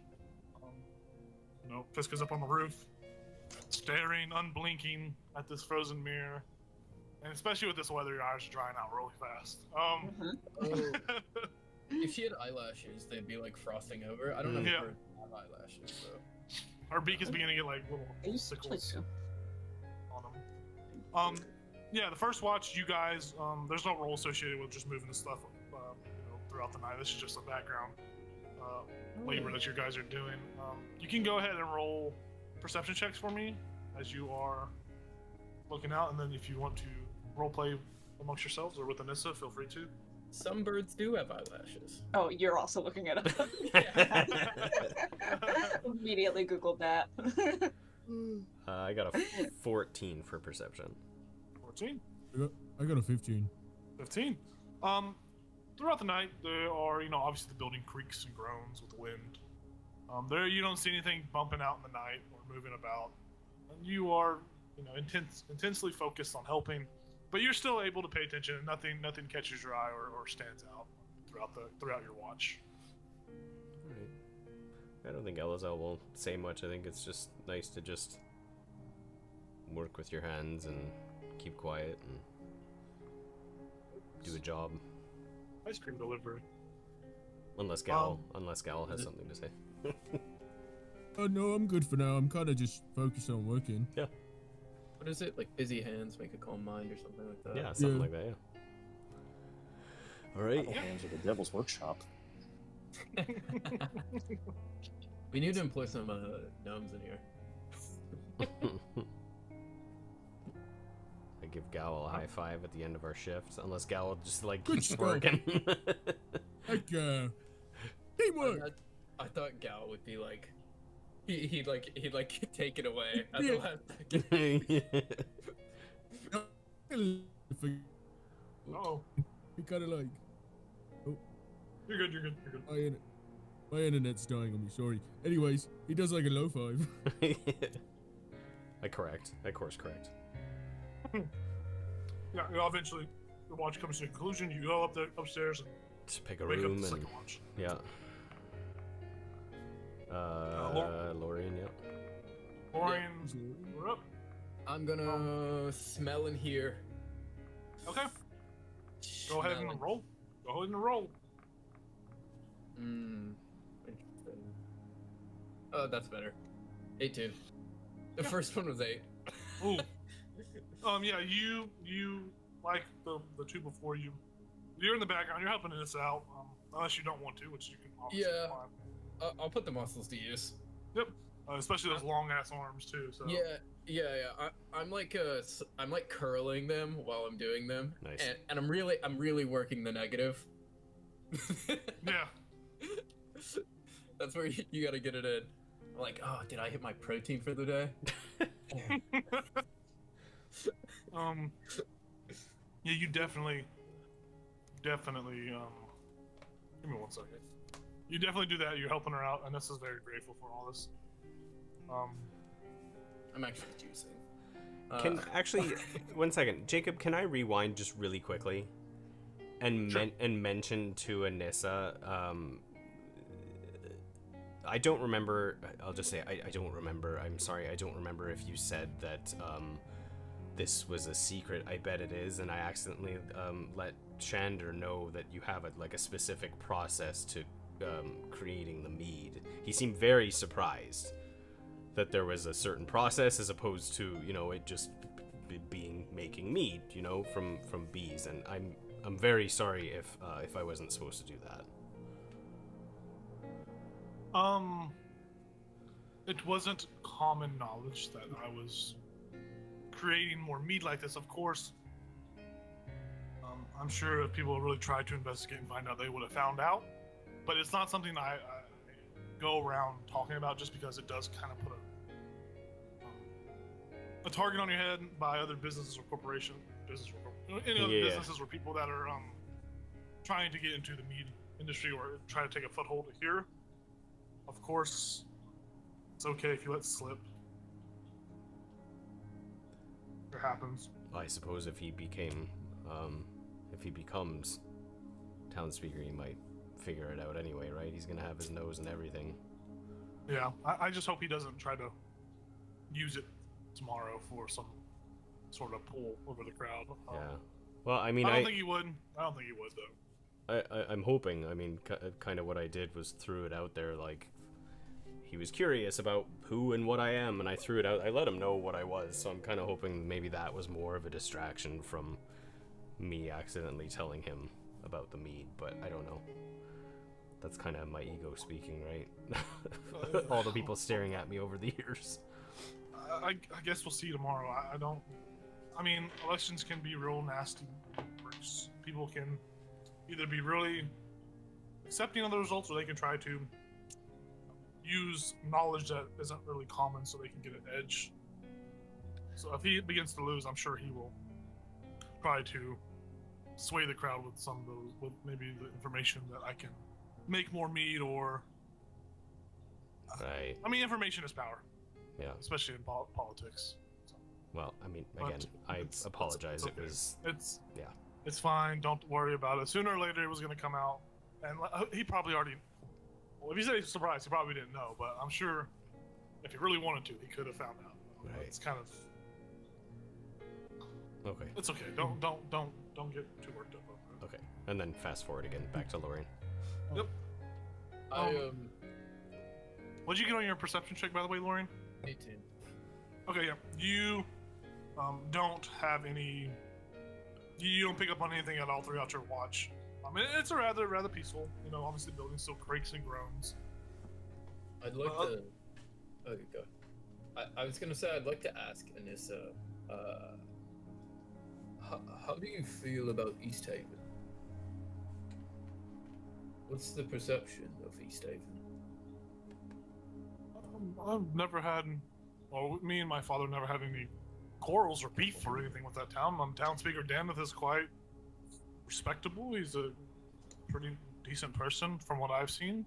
Mm-hmm. I have no issue with them. I mean, the only real town I have issue with is Targos. I don't really like that slimy townspeaker, but you know, he does get his town running properly, and they take care of themselves. So, but that's just me. I just don't like the guy. That's not.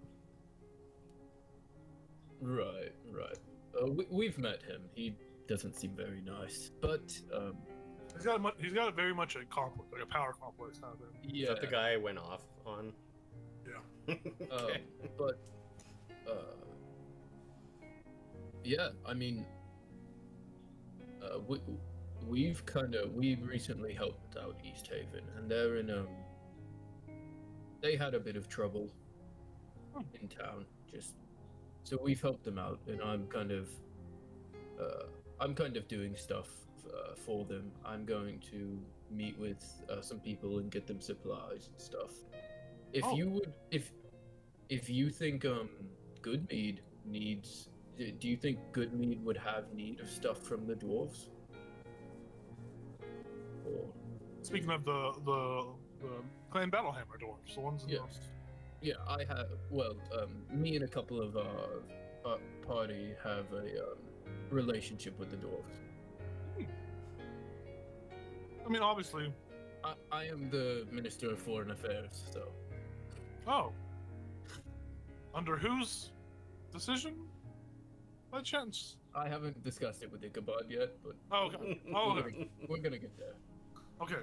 Well, Goodmead is more so just production. We produce. So, I mean, we could always use new We're also equipment. heavy drinkers too. So. Yeah, we could use. I mean, we have fighters here that can protect us, but we don't have the. I mean, if shit hits the fan, let's be honest, Goodmead isn't going to be the one that stands around. We're gonna flee to East Haven or to Bryn Shander, to one of the bigger cities that have, you know, the defense system set up. I would like to get more equipment, maybe some better. There's a better process going on here besides just manually moving, you know, pouring cast. Maybe some sort of like assembly, like, you know, mechanical so contraption. Production. More so, but the thing is that we don't have the coin to do that. How much would you think that would cost? I can't even imagine Oh, what that would cost. I don't even know what would go into that process. But maybe if you bring it up to the dwarves, maybe they might have a rough estimate, or maybe you can work it into some sort of agreement or something. You said they're your friends. Yeah, we're friends. Maybe we could promise them like a huge supply of honey mead. That could be something. And dwarves do like to drink, or at least the ones out. From what I've heard, the ones in the wild like to get crazy. But Right. Yeah, I'll definitely do that. I mean, this town seems pretty important to the rest of the 10 towns. We were in East Haven, and they were hurting for ale. So, I mean, yeah, I'll see what I can do. well, thank you. That means a also- lot. Yeah, of course. Also, I would. If you were to flee, God forbid, right? I'd go to East Haven probably. They're good people. Well, also the closest big city. I don't want. Well, I guess it's really up to dealer's choice. I mean, we can go right or left. So Right. I'll go to East Haven. I have more of a connection with Daneth than I do of Duvessa and Brunshender. Duvessa, I hear she's great, but I don't know her as well as I do. Right. I have an appointment with her in like a month-ish, I think. She's a well, hard woman to. She's a hard woman to get in the room with. She is always busy. Yeah, I don't know if they're gonna let me in, but maybe if I'm on like the council of like a mayor, they might bump me up in priority. Hey, town speakers are allowed one security member in the council room. So Fuck, I don't Maybe know you if could- they'll pick me. maybe you could be Ichabod's security in that room. That I would mean, be it so goes ironic. it goes down to a long history of usually at council meetings. There was one called the Red Wedding, which is I don't know why they call it the Red Wedding. It was just a brutal affair. Most people Right. died. It was a really Mm-hmm. bloody move for power, and it worked. It worked for the most part, but later on, it kind of fell off a little bit. Have you heard there's going to be like a big meeting with all the town? Do we know that? Is that public knowledge? We know that, right? Okay. Basically, well, Dennis. Dan said he has, but most towns haven't gotten that information yet. Well, she's gonna be part of our council, right? Yeah. But she's I haven't heard that yet, but I mean, hopefully maybe tomorrow or maybe the day after that there's some word, but Right. Just it's a lot of paperwork. Yeah, I just want you to be prepared. Just know what's coming up, like the projects that you might be thrown into. Thank you for the information. I appreciate that. Yep. Also, I'm gonna just. Does she smell like the same person that Yeah. that I've been Her talking? Okay, cool. Her scent has not changed this whole time. Cool. Wouldn't that be wild though? Yeah, it would be. That would be like, actually, now that you think about it, she smells different. It smells like a bunch of severed, dismembered hands and feet. Yeah. Okay. Then I'll just kind of keep helping in silence. Okay, yeah, you are busy with that. What you failed to notice though, Jayla sneaks out. How do I So feel? am I. I got an 18. She got a higher number. That's What you do fail to notice is, Jayla, you snuck out. What are you doing, by the way? What's your I ice cream told in you. mouth? I told Okay. you what I was doing. Oh, okay. You.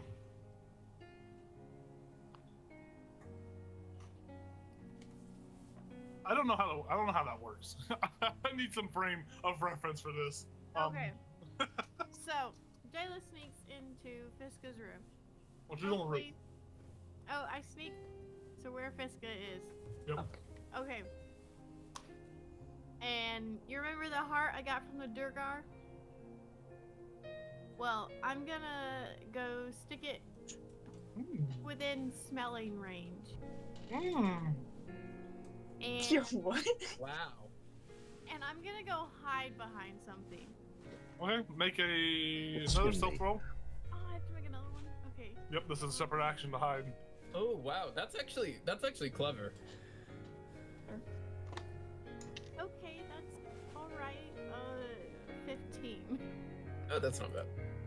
Not bad. What's your passive perception, Fiska? Oh. Oh. Uh, Ooh, it's only? It's 10. Okay.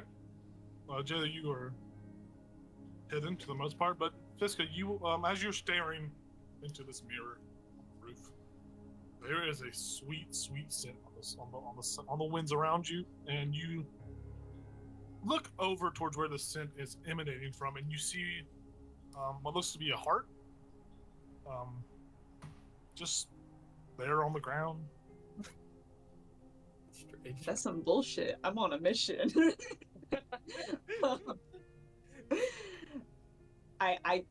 Fiska received a set of instructions about the mirror, and she doesn't know much about magic shit. So in her mind, she's like, "Oh no, I looked away. It's not gonna work now." And she goes back to looking at it. Fiska's locking in. She's Yeah. locking in. She's up there viewing. She's marking or whatever. She's boxing. I'll notice she doesn't like react to it, but I'm gonna leave it there and check on it in the morning. Oh, I thought you were setting. Okay, yeah.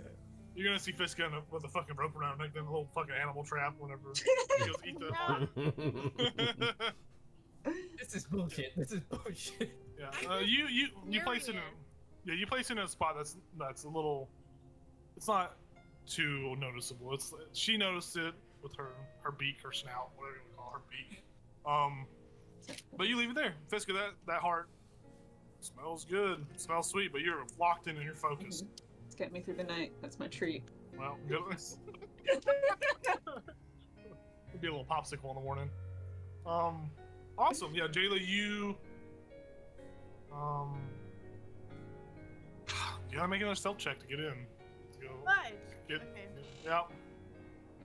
Sucks, but it is what it is. Okay. 6. Lauren, what's your passive perception? Not 16. 11. Yeah, you. Damn you it! sneak I in. wanted to be like, well, where were you at this late hour? What? Jayla, With you, your mom. Yeah. Jayla, you managed to make it back in your room with no issues. Lauren, your watch comes to a conclusion. There's no events that you are aware of, and it's time for the third watch, whoever that may be. Ichabod. The Ichabods. I'll wake him up. Yep. You gotta help with the good meat stuff, or the honey meat stuff. Wake up. Where? Also, just while I'm waking you up in this kind of transitionary phase, since like the townspeakers are allowed one guard in with them during the meeting, could I be that guard? I know it's kind of like. Are you talking to me or are you asking Yeah, Jacob? I'm talking to you. Oh. I mean, don't try to pull any of that transformation bullcrap. No, not in there. But you know. Yeah, sure, why not? Give me Yes. money. So, he'll turn away slightly. Yes. Sounds good. Okay. I'll just let me know if anything happens. It's been all good for tonight. No one's been in or out. So. Okay, good. Excellent. Yep. Also, I just like to. It makes me laugh so much that like I attacked him and now I'm his bodyguard. That's funny. Come a long way. Yeah, Ichabod, you are. That's been like 7 days in game. You Ichabod remembers. Where were you when Lorian attacked? They were all on the ground next to him. Ichabod, you go downstairs to Anissa, still working in the corner. She nods over in your direction. She says, "You don't have to worry about much manual labor at this point. Those stronger, the big guys, Wow. they did most of the lifting already. Now we can just come down to the nitty gritty, the accounting portion. I gotta Right. do the math. Are you good with numbers, by the way? I'm fair. Could you I can help hold me? I can hold my own with the numbers. I can do a little addition and subtraction. Could you help me out?" Sure. She breaks out like 20 abacuses. All right, now I know it looks daunting. But once you get the hang of it, this will go by quick. Basically, all you have to really do on this is you can just make a what the fuck math check, history check? No, that doesn't make no. sense. Maybe What's your- just straight intelligence? Maybe just maybe just a means, like, straight intelligence or Uh-oh. Yeah. what's your highest stat? What's your highest stat? My highest stat, charisma. Yeah. Yeah. I see that. Make a performance check. It's Performance like- check. You can make a performance like check. presence of character. Yeah, The I like books that. are right. I swear the books are right. I swear. I'm not fudging the numbers. Can I intimidate the books? Yeah. Yeah, you can. Go for it. I like that. Okay. You just got a fucking frown and you're just doing a fucking hard. That's what I'm talking about. 22. Follow tax code. 22 Yeah, this is- intimidation check. And this is looking over like, you're a little aggressive there, but you're doing a good job, man. That's a. It's like when Chris Farley's driving the bus and Billy Madison, he's just turning red. And being Yeah. like, Yeah. We'll turn this fucking butch around. Breathe, man. Breathe. Go ahead and make a perception check. You help her. In your Okay. meantime, you helping this out, and yeah, you're doing pretty phenomenal. 13 on perception. 13. For the most part, the night doesn't. There's no events that transpire. You don't hear anything crazy. But towards the end of your, or did you want to talk to Innocent before I transition into this? Not if I'm busy counting. Okay, yeah. It's just the noise of the abacus is a little bead sliding across. But towards the end of the night, early morning, around dawn, you see like very comical like puff of air, like something just poofs out of existence. As you see the fat rat and the panther just disappear. You hear one outside as well. But you hear about 30 minutes later after that, you hear what sounds like there's a light knock at the front door. Do you want me to get that, And this is like, Anissa? I can't really. I mean, I I'll don't know be. who would be here at this hour, but it must be something, some sort of official business. This is, yeah, you can take care of it if you want. Password. So, is lasagna as still out Ichabod there? No, he disappeared. He as just well. Oh. moved away. No, they That's all right. disappeared. as Ichabod approaches the door, he gets his Shadowfell energy ready to go in his hand behind his back. It's just in case. Yeah. He Yeah. has his hand on his hip. Yeah. Yeah, you open the door, and on the other side of the door is like a mail carrier dressed up in furs and all that. But they're very much it's a younger teen. And they have a letter. They say, this is the town speaker's residence, isn't it? Is the town speaker or any official types here? Where have you been? I have been all over 10 towns, sir. I'm a messenger. I don't. Well, Something happened. the late former town speaker's daughter is right over here. I'm sure she could handle whatever this is. He pulls out like a little envelope. I was given instructions by my company that I can't really disclose this information unless it's a town speaker present. Is there going to be a We're town having speaker a- here? I might be the town speaker, and I will remember this day and this moment if I become town speaker. Well, if you become town speaker, then I will hand this over you. How long till that happens? When do you estimate that happening? Because if not, I can just return to sender. Sometime today. Okay, well, perfect. I will rest. I'm tired. I will rest. And then as soon as there's an election going on, if you get elected, Correct. or whoever gets elected, I will deliver this message to them. Good sir. That's valid. Do you have room to offer sanctuary in here tonight, or I didn't see an inn. And I know it's early. I'm surprised y'all answered. To be honest. I don't want to speak for Anissa, but there are rooms upstairs here. You'll Yeah, have to clear it with her. He tries to speak past. Can I stay? Can I rest in here? Anissa just shrugs and she looks at you and says, that's your call. That's up to you. Me or him? You. Me? Yes, you. Yeah, but I don't want to let be the there bad guy. I don't want to be the bad Don't let guy. there be any funny business. I promise. And he tucks the letter into his shirt, and you see him pull his belt that was on his waist up over his chest and secure the letter down to his chest a little bit. All right. Well, good night. He runs upstairs as fast as he can and finds a room. Oh, I was gonna say all 5 rooms are taken. Yeah, he's like trying each of the doors and they're like locked. He's like, okay, I will just find a corner. He goes and finds a corner and falls asleep and just snoozing away.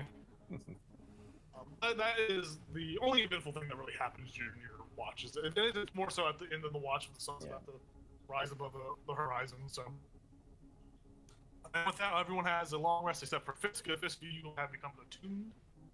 Frozen Mirror, you take a point of exhaustion for staying up throughout the night. A new party trick. You're back in college. You're back in high school. You don't feel any different attuning to this item, of course. You feel the same. You do feel tired. I mean, you are exhausted. So, there is that. You have a tasty snack too. And there is a heart on the ground. Oh, Yeah, I do. I wake up. By the way, I don't think that hard about it. so you go eat the My job heart. is done. It was clearly left for me. So Make yeah. it overall perception check just to kind of look around, make sure no one's watching. Oh yes, Is thank she you. not in her room or something? No, she's Oh, on the but roof. she's on This the is her roof. jumping off and like seeing the heart. Yeah. Okay, so Like, exhaustion. she was just up there looking at the mirror the whole time. So do I roll this at disadvantage? Is this an Yes. ability check? Okay. It'll be an ability check. Yeah. Cool. I don't see shit. 3. Yeah. You don't see shit. You're right. I'm a little sleep deprived. That's one sleepy bird. So you go fly down and eat the heart. Well, I eat it up there. I'm not gonna come down where there's people. Okay. Yeah, it's not in like noticeable area. Can you Okay. look at it, or do you swallow it whole? I swallow it whole. Oh Yeah. my goodness. Jesus Have Christ. you seen what birds, Oh my wading birds goodness. can do? Yeah. My goodness, I could swallow like a whole Dwagar whole maybe at my size. I want to see Oh, that happen gosh. in this campaign. Ooh, then you get a cool nickname, like the Dwergar Eater or something like Oh, that that. would be pretty cool. It's poor Dwargars. I'm gonna say I will get back. We're gonna take a bathroom break real quick, take a bio break, and then when we come back, we will deal with what happens. Secrets. The fallout. Haunted by a devil, and his name's Curry.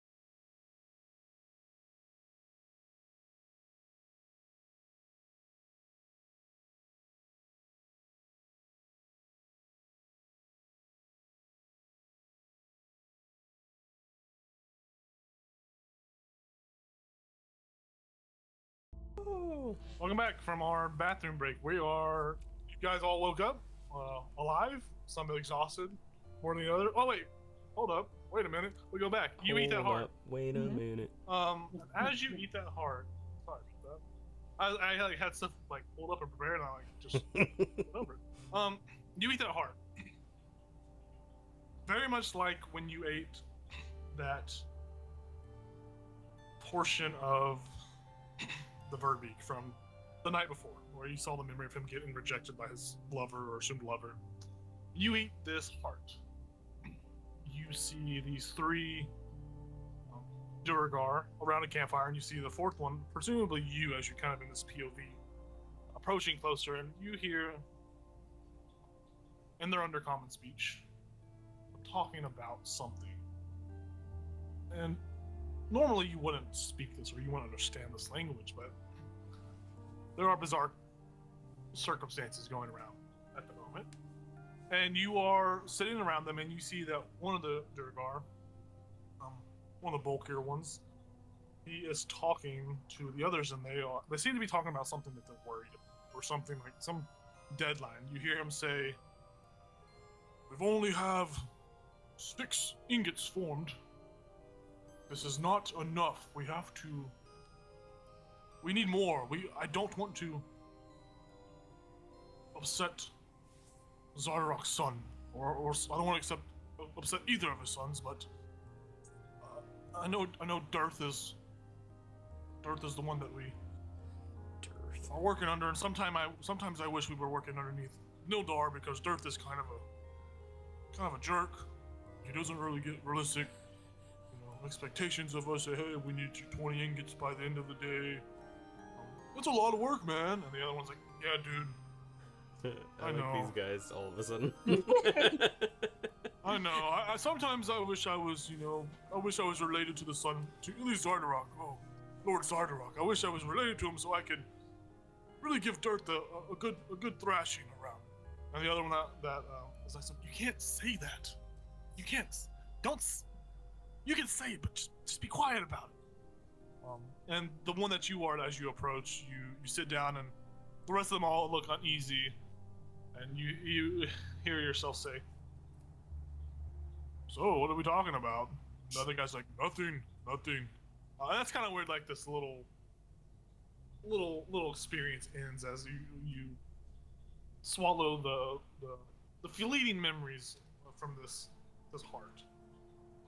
There's a lot in that one. What were the names? Dearth and what? Nildar. Nildar, okay. Oh, Not that that was delicious. she shares it with us. I just like to take notes of things that I'm not a part of. Mm-hmm.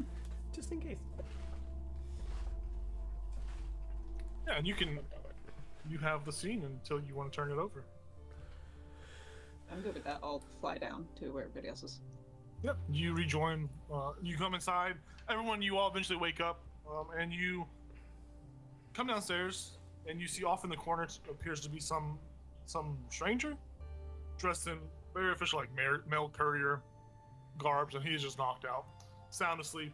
Anissa, she is she has some papers and she's writing down some numbers and some information, but you are all awoken.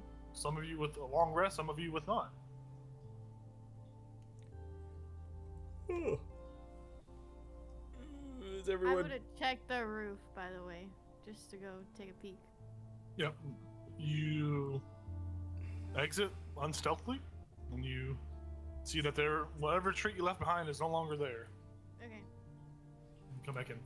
Yep. So, Ichabod, how are you feeling about today? I am psyched. Sweet. I mean, that's good. Sweet. Okay. That's great. I wanted to extend this to you. If it helps you any in your debate, I do want to put it out there that, I mean, as a cleric with a town without, a healer or a cleric, that's what I'm here for. So if you want to use that in any of your responses or your campaigning, that you bring a healer with you, I'm fine with that. So If it comes up, I will be sure to mention it. Well, I mean, even if it doesn't come up, it might be a good angle, right? They don't have one. So. Okie dokie. Yeah. Who's Yeah, that that's dude in my the corner? speech. Oh, that's some male guy. He has a letter that can only be delivered to a town speaker. Oh. So he's gonna hang out until Good Meat has a town speaker today. I'm gonna smell him. But it's Dude, in there's my no way to say that that's like normal. Like you're gonna just smell him. walk up to the Smells- guy. Smells Yeah. musty and sweaty. You, I've have my a- scent in my scent Yeah. bank now. yeah.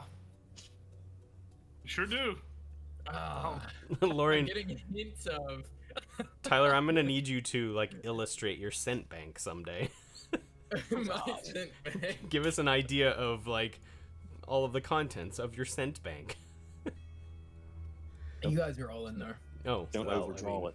That makes sense. Actually, what do I smell like? I don't remember. It was like cinnamon and or was it like maple syrup? I don't know.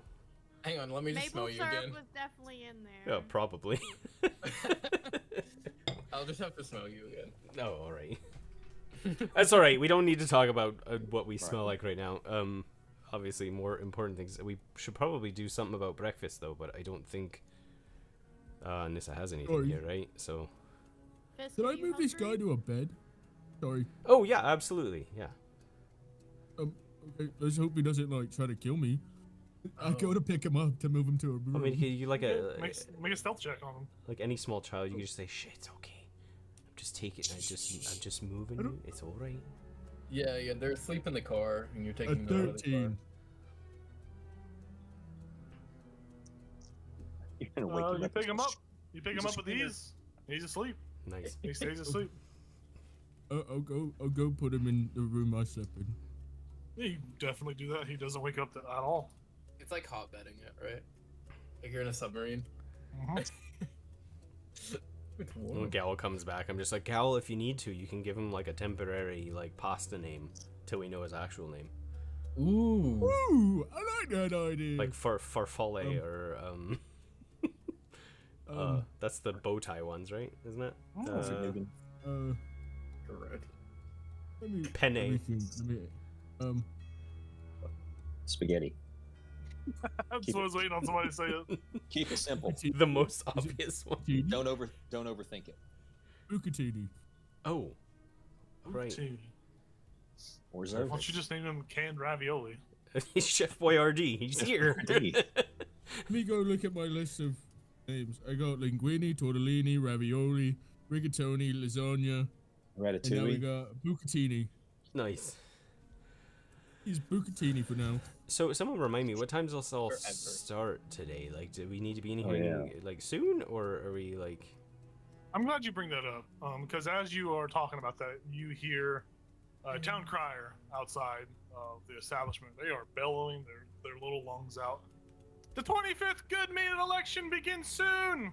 Oh, Thank Everyone goodness. who is attending, please be kind and courteous to one another. We all remember what happened at the 22nd election. Those who are wishing to enter into the election, please show up to the front of the meat hall in 10 minutes or 10 minutes prior to the election for proper processing and credential validation. This election will take place in about an hour. So spread the word. Spread the word. This is mandatory. This is a mandatory event. I'm not like just how doing this he for just fun. goes downhill in his cadence. I'm not just doing this for fun. we need your vote. It is Yeah. required. That's what you hear from outside. Oh, I guess that answered the. I guess we go. Are we unless some rations and go. Bangers and mash. Yeah, sure, that too. Biscuits and gravy, Rash- but not Rashers. unfortunately. Mm. Does anybody have any parchment? Like, oh, I do. Never mind. I have some. I have a journal. I'm gonna pull out a small piece of paper and cut a little plus symbol out of it. Okay. And then I'm gonna prick my finger and like just color all over it red, and then paste it on my chest, on Might my go armor. Like, okay. That's so All right. metal. I like it. I'm Very like, nice. I'm ready. And designated yourself as medical help. Yep.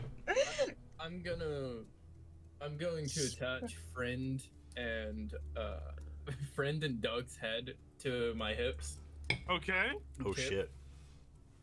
Yeah, I'm going to. Well, maybe I shouldn't wear the Dwargar tongues as a necklace. Probably not. Minister of I think the two ogre heads probably work.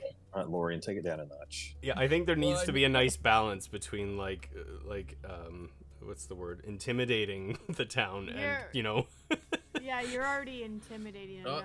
I'm not intimidating the town. I'm showing we can protect it. We killed what killed the last Well, town. here's the thing: if you want to do that, just smile, right? Don't scowl. Just smile, and you're like, hey, this is what I did for you. Not like this is what I'll do to you, right? There's like a difference. Right. Yeah. Right, but I'm gonna have them the heads on my hip, and I'll just smile. You could also ride your axe beak with the like heads hanging around its neck. You could be Ooh, like the yeah. only one on an axe beak, like. Yeah. Yeah. Yeah. I like this idea. Good idea. I'll go and get my axe beak. Yeah, you go over to where you guys have them tied up. Yeah. But- I'll start riding my axe. It's gonna make me bigger than I am, too.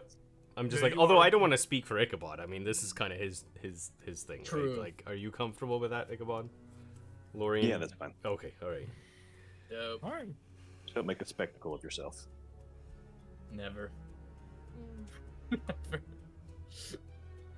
Off we go. All right. Nobody else wants to do anything else while they beforehand. I think while everybody's walking off, I would just kind of lean over to Fiska and say, "Are you hungry?"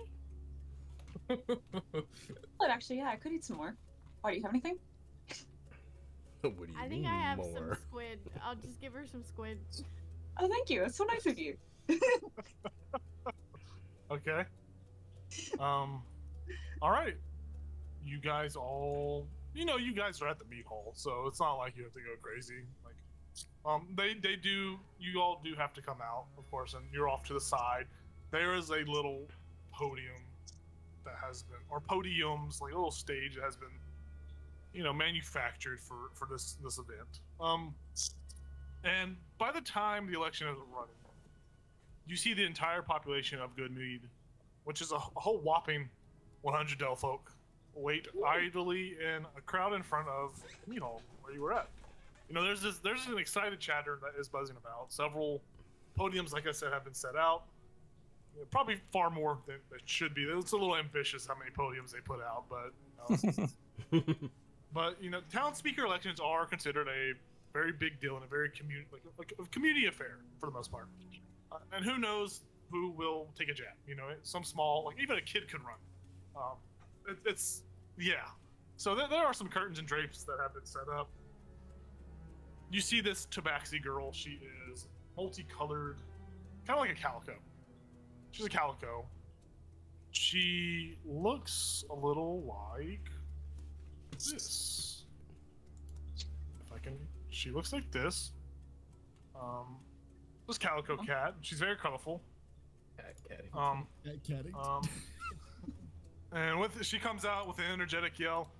Who's ready for the 25th town speaker election? And you recognize this is the same town crier. This is the same exact person from the vocal pattern. The crowd lets out, a decent amount of clapping, like, like it's one of those claps where like it's too damn early, but okay. But people are moderately thrilled for what's about to happen. Yeah. Elections, they rarely happen here, as most stills who live here never really get to see one occur, especially with all the natural weather, like all the horrible things that are going on in these lands. Like you're gonna die before you're ever gonna see an election. It's one of those ordeals. In bigger cities, elections can usually take weeks, maybe even months. But in the smaller cities, it's usually a day affair. It's usually handled easily enough. That tabaxi cat, that calico, speaks up. My name is Cat Cattington, and for this election, I will be your moderator. To those who have never been witness or have never witnessed what's about to happen today, I will briefly break it down for you, so you know what you can look forward to. Sorry, I'm a little energetic about this. First, we will have our nominees introduced. Each nominee, in a moment, I will introduce them. Give me one moment. I've jumped the gun. She like goes off to the side and looks like there's like the little election pool, and you see Shander's over there. And Shander was like, I had forgot, or I had hoped you would have come sooner so we could get the introductions worn out and all that. But I'm here to register as a vote. And she's like, oh, of course, yes. And she looks around. Is there anyone else that's running? By the way, Ichabod. Just go Raises forward. his hand. she points at both of. Oh, okay. What are your credentials, by the way? Credentials? Yes. I have been endorsed by Anissa Rilsborough and town speaker Daneth. Okay. Same. I like that. Same. All right. That's good for me. Good enough. And introductions that you want me to. What are your names? I guess that's the best thing I can. What are your names? What's your small accomplishments that you may have had in your life? My name's Ichabod Flaycraw. I come all this way from Neverwinter. I believe some of my accomplishments are known to the town.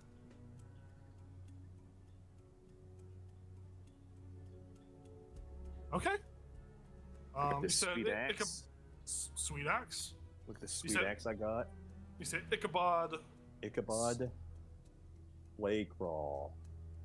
Flaycraw. Flaycraw. Flaycraw. Okay, it's up here now. And you, she motions towards you, Fisco. What? Brief introduction or accomplishments, name. My name's Fisco Longlegs. I came here from Tourmaline, where I was well known for sharing all of the fish I caught with the town people. And I am a loving mother of several children. LSL laughs a little bit.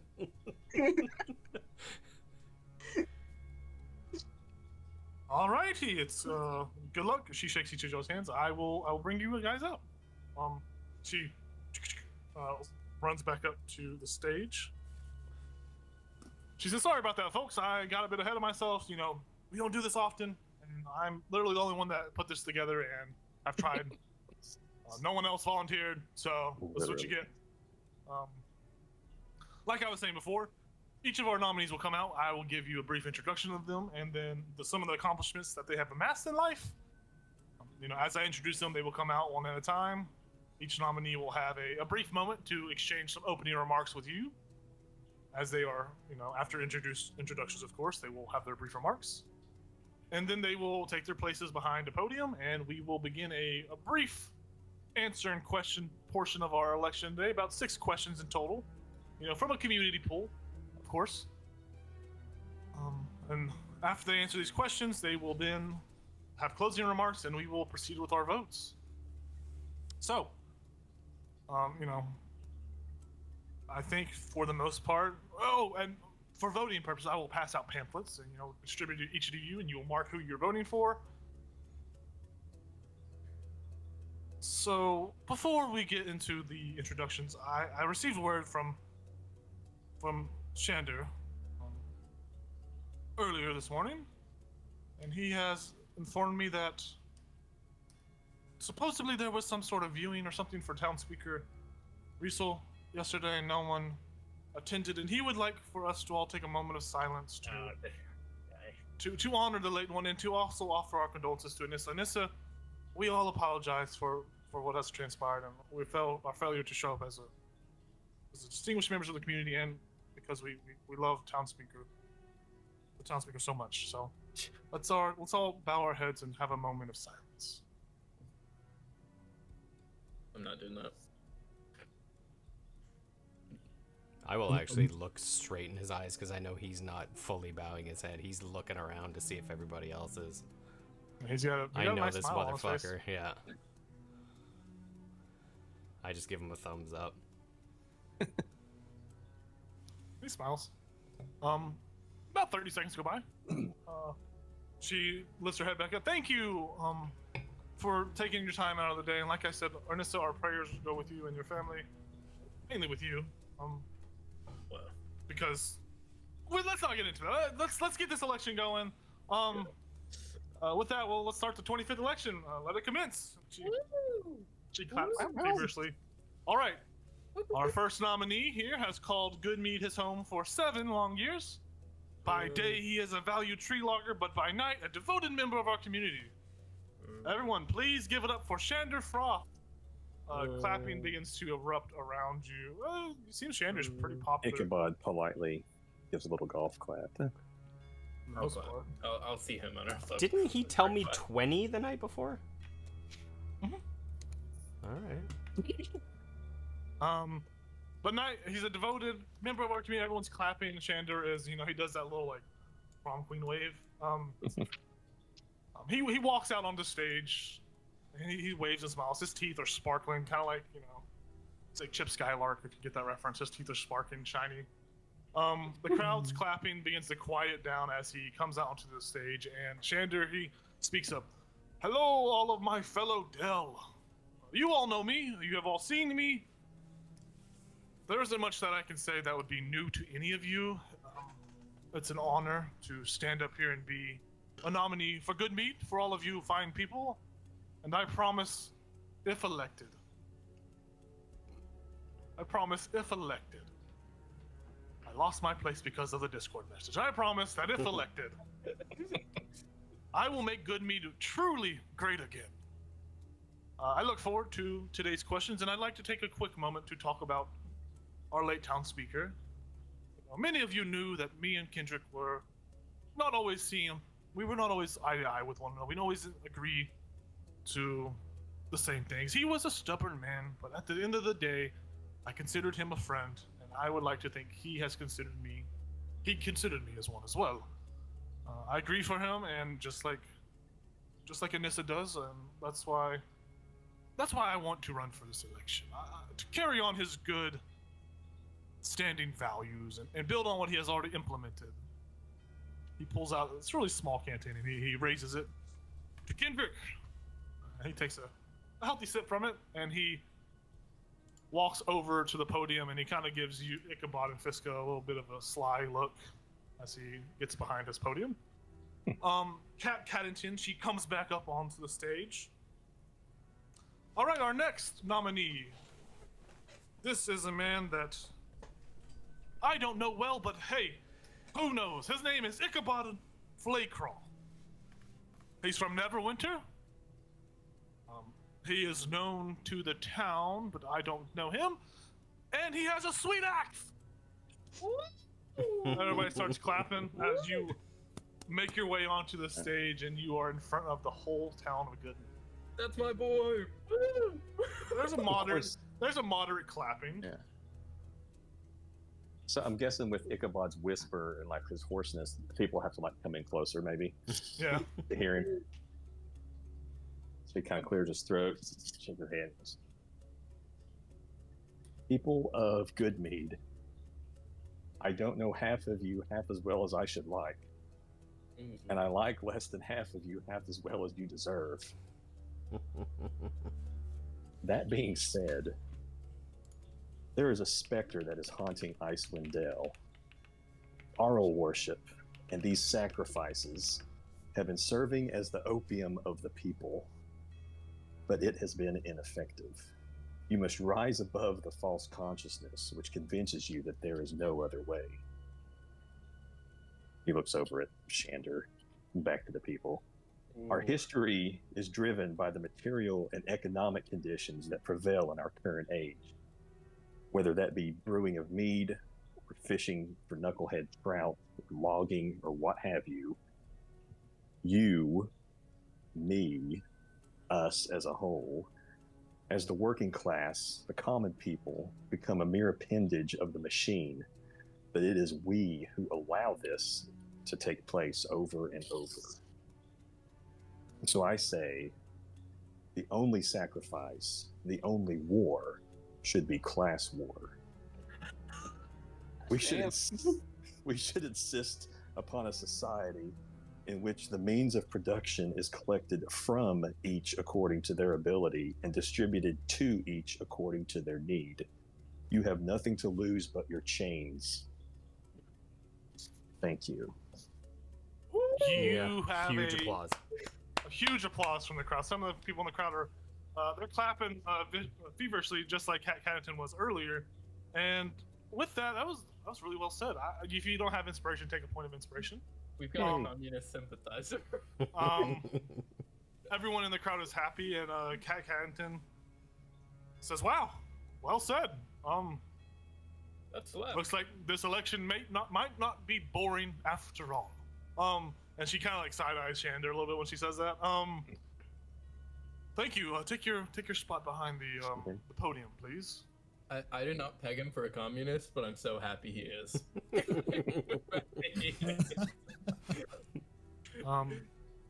Jayla, you said you want to look for the loggers and you rolled a 17. Yeah, you see them out in the crowd.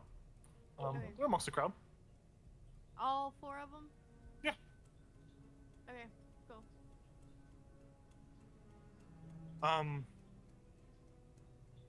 Well, without, I would hate to follow that up, but here we go. Next nominee, please come out. This is Fiska Longlegs. She hails from Tourmaline. She said she shares all the fishes. She shares fishes, and she's a loving mother of several children. The Fiska Longlegs. Hey, Some people are like doing like some soft claps or whatever Yeah. as you come out on stage in front of the whole town of Goodmead. Oh, thank you so much for that lovely introduction, Kat. I'm so happy to be here. I'll get right out with it. If elected town speaker, the first thing I will do is rename the town from Good Mead to Outstanding Mead. The second thing I will do is dismantle spokesmanship in all public services. Thank you. All the little kids in the front are like clapping really happily. There's She some looks people in the little crowd. nuts, by the way. Yeah, there's some people that are like clapping still, and then we hear one silent woo. Kat Caddington, as you take your spot behind the podium, she steps back up into the front of the crowd, and she says, "All right, so it's time for some questions to get answered. Are you ready?" No one in the crowd makes a noise. She said, "I said, are you ready?" I'm ready.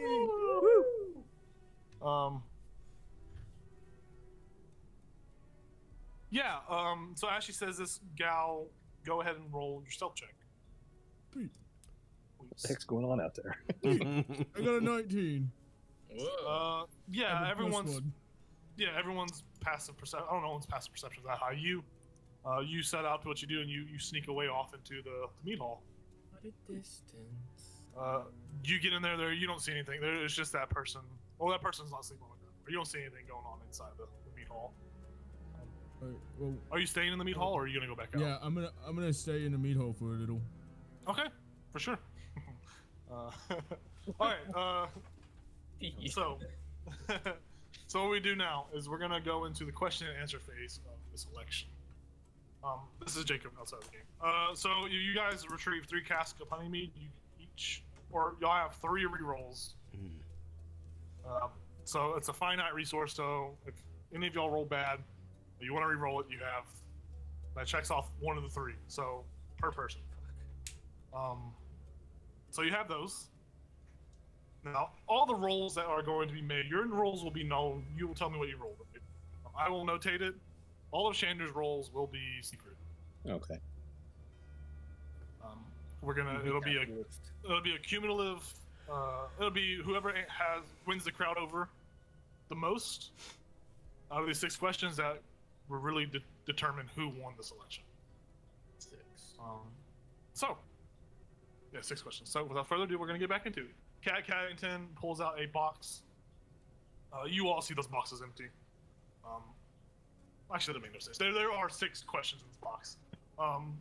She pulls out a piece of paper. You see her pull it out, unravel it, and she begins to read it off. All right. So we will start from left to right. We'll go Shander, Ichabod, Fiska, and then we will go reverse for the next question. So this will be an alternating answer question phase, and this will give each of our nominees a chance to think about what needs to be said and come out of it. Are you all ready? Yes, cat. Yes, All ma'am. right. Shander, he just nods. He has a very serious demeanor on his face right now. He's So- locked in. He's He's prepared. Yeah, he's ready. So, without further ado, let's get into this election. The lights that are not there all beaming down on y'all like a kind of like Jeopardy. So, Shander, Ichabod, Fiska. This is your first question. So, this one we will start with Shander. Shander, what are your main goals and priorities if you are elected town speaker? Shander rubs his little beard a little bit. I have 4 goals that I aim to implement when I'm elected. First, I am going to improve our town's infrastructure. As you can tell, we don't have much to defend ourselves from, out from Mother Nature, from animals, from predators, from barbarians. We are weak, defenseless. Secondly, I will develop our economy to not solely rely just on our own honeymead production. Now, these are my 2 primary goals. And while I achieve these goals and while I make strides to improve our economy and our infrastructure, I also aim to target our community and make our community safe again. Our healthcare, our education. I want them to become better than they've ever been. I care for this place, the same as all of you, each and every single citizen of this town. No outsider can promise you these things. They don't know our ways, and frankly, if I'm being honest, they are outsiders. They don't have any knowledge on this, and I know much. I know a lot about this town. This isn't just a goal. This is what I promise you. If I don't meet these within the first year, well, hell, even the first day, you can take me out into the wilderness and strip me of my clothes and give me over to Oral herself. I promise that Goodmead will become thriving once again. We will become resilient and a prosperous community, not only for us, but for everyone in Tin Towns. And hopefully, we can influence other cities by doing these practices. He steps back, and then Catton says, "What a fine answer that was." We go over to our next contestant, Ichabod. What are your main goals and priorities if you are elected?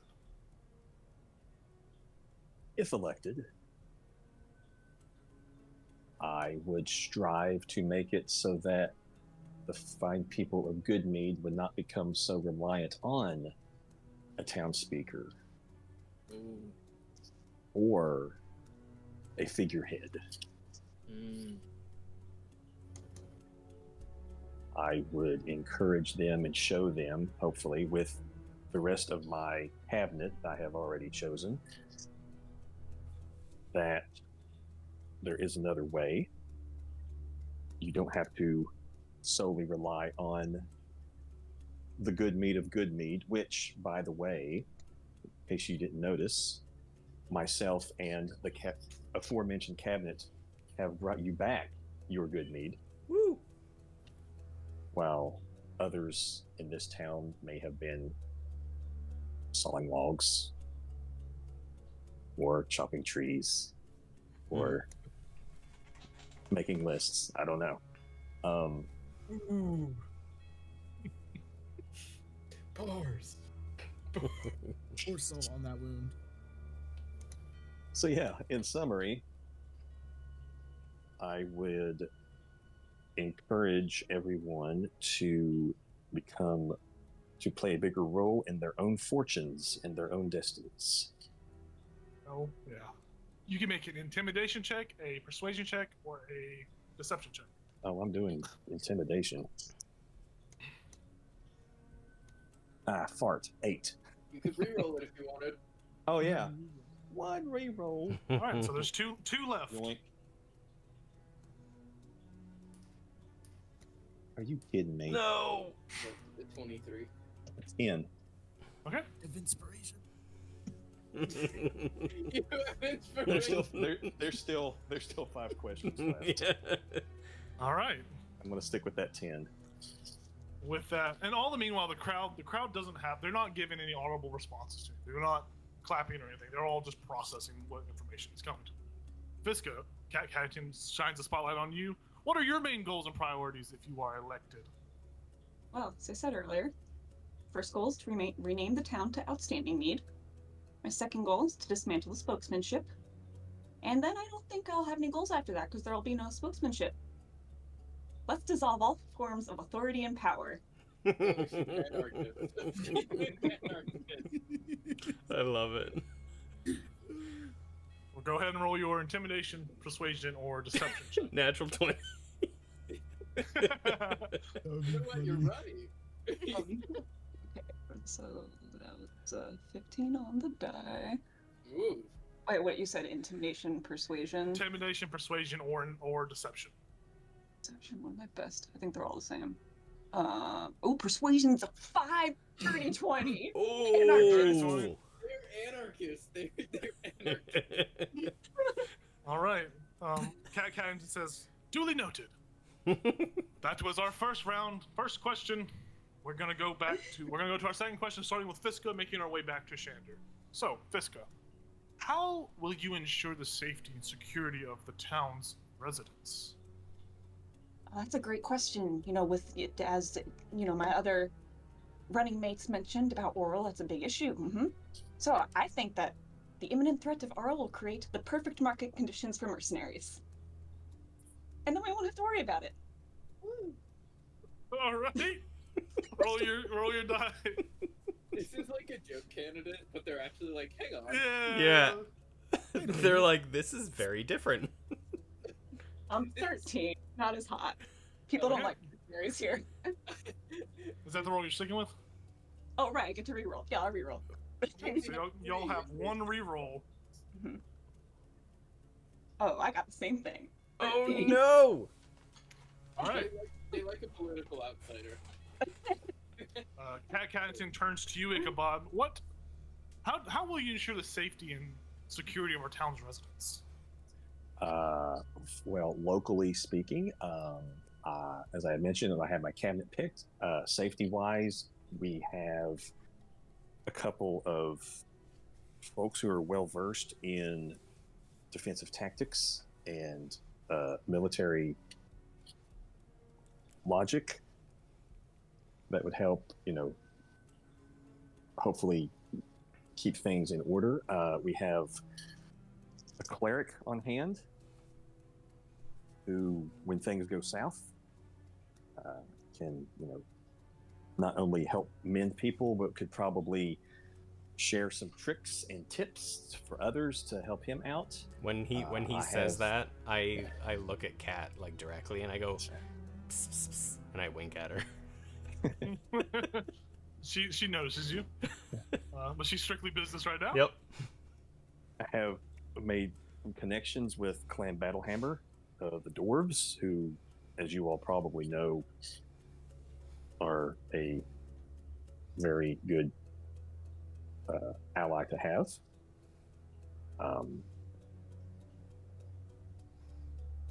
So yeah, we've got, we have lots of options here, different types of tactics.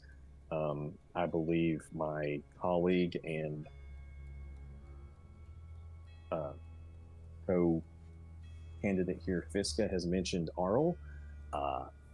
And as I mentioned in my opening remarks, at some point we are going to have to deal with said goddess of winter. And I think if we do that, then a lot of our issues will go away. While he's talking, I'll just like raise the head of Friend and Doug. Yep. Yeah, with the mention of the cleric of Clan Battlehammer and with the help of Doug, you can go ahead and roll this with advantage. Help of Sweet. Doug. Hell yeah. Thanks, Doug. Friend and Doug. Yeah, Doug's head is really. Oh, there we go. I can still pick from intimidation.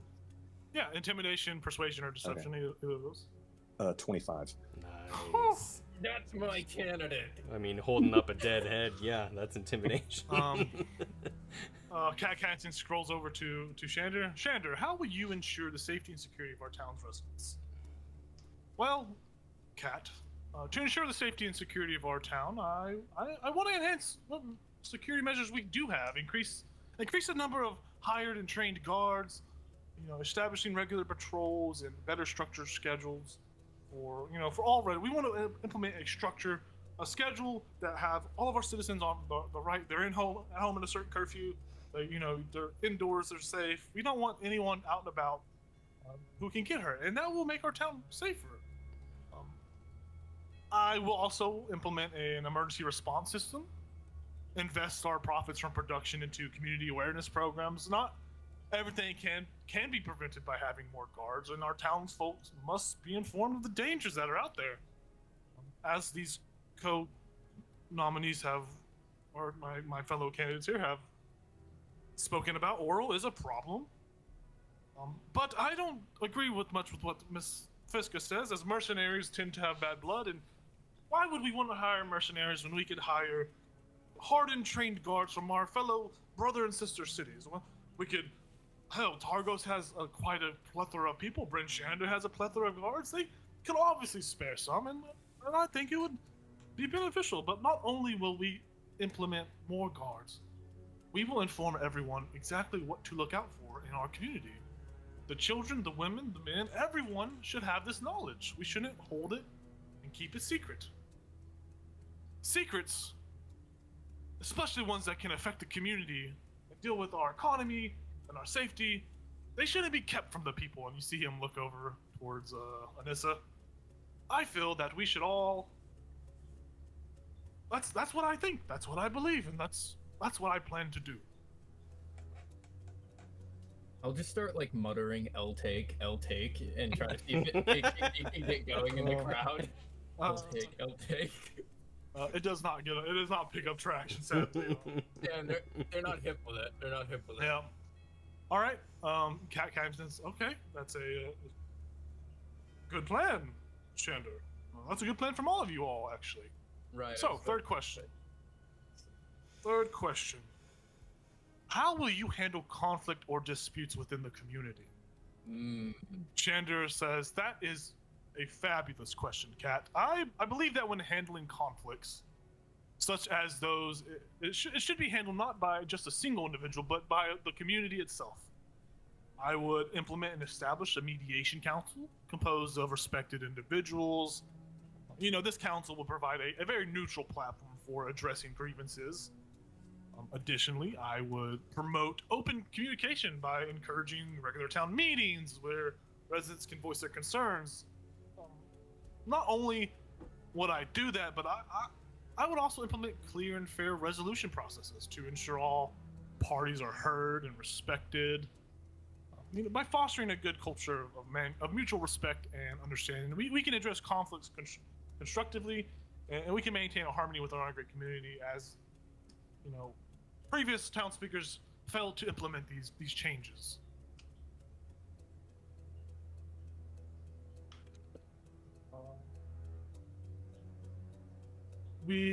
Catton looks over towards Ichabod. Ichabod, how will you handle conflicts or disputes within our community? Well, I have confidence, all the confidence in the world in Goodmead, the people of Goodmead. I don't think that what we need are more bureaucratic red tape, committee after committee, process after process. Those just lead toward things getting bogged down. You get the wrong people on the said committees playing favorites. Big on it.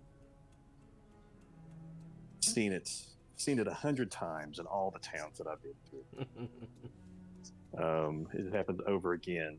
So I think that it should be a town issue.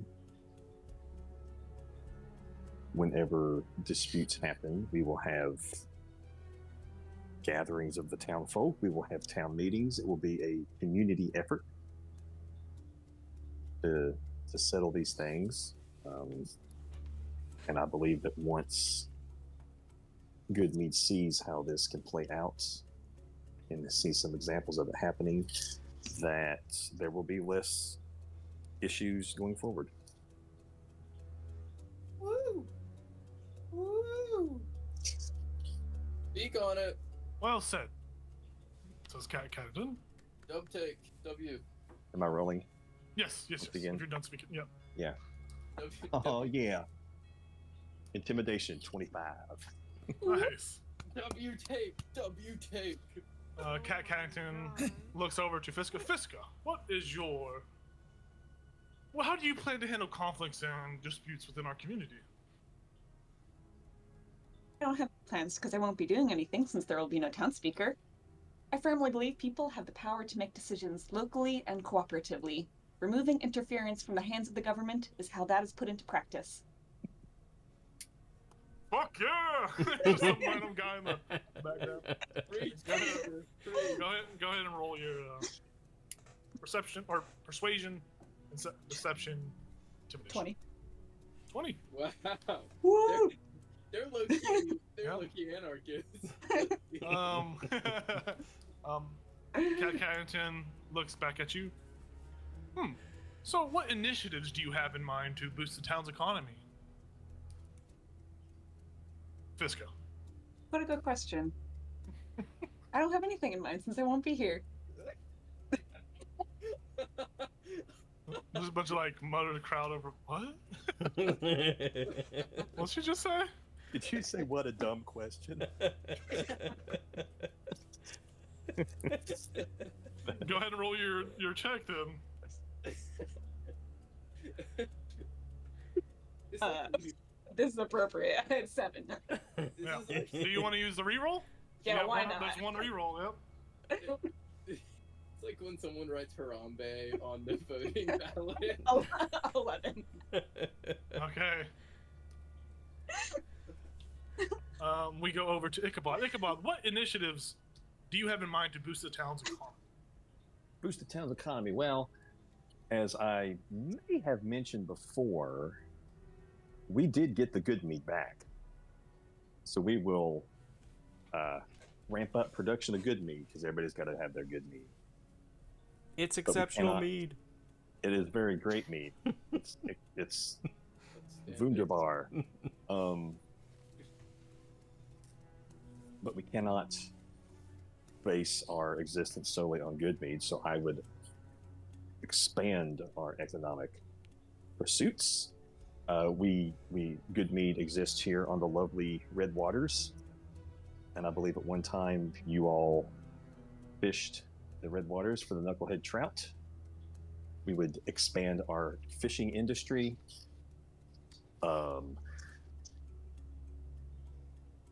I had something else in mind, and it's slipped my head. That's Nathan speaking. That's not Ichabod. Shoot. OnlyFans. No. No. Oh, release a calendar with him. What was it? posing naked Fucking on it. advent calendar. Oh, I know what it was. Yeah. So yes, ramp up our knucklehead in a sustainable way. We don't want to overfish. One of my first acts would be to bring the Shrine of the Flaming Sword back into renown.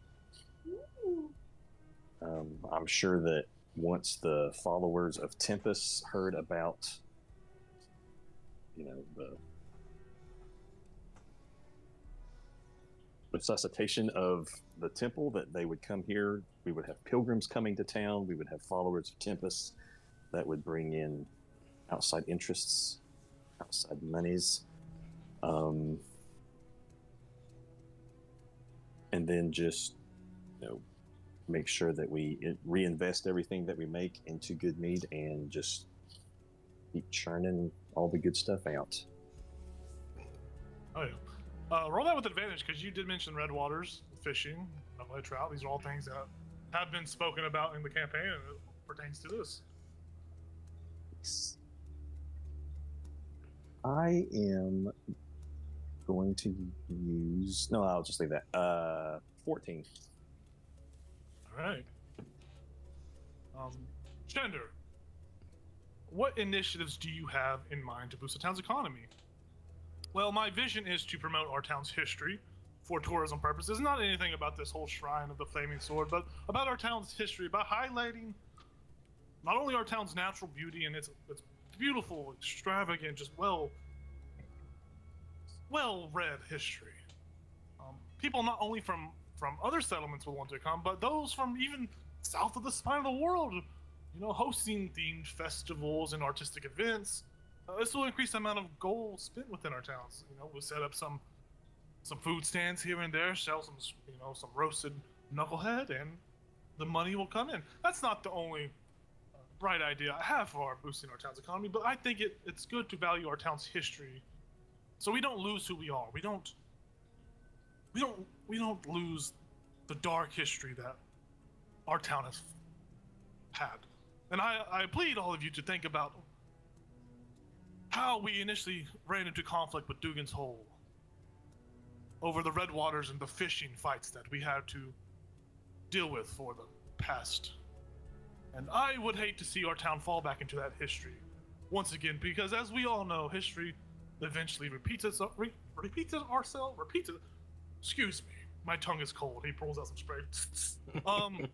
Our town's history. But nonetheless, we should not only do that, but we should also build more local businesses. Invest in the small man. Invest in our own town. Not only will our economy grow, but it will flourish. And I know it'll flourish. That is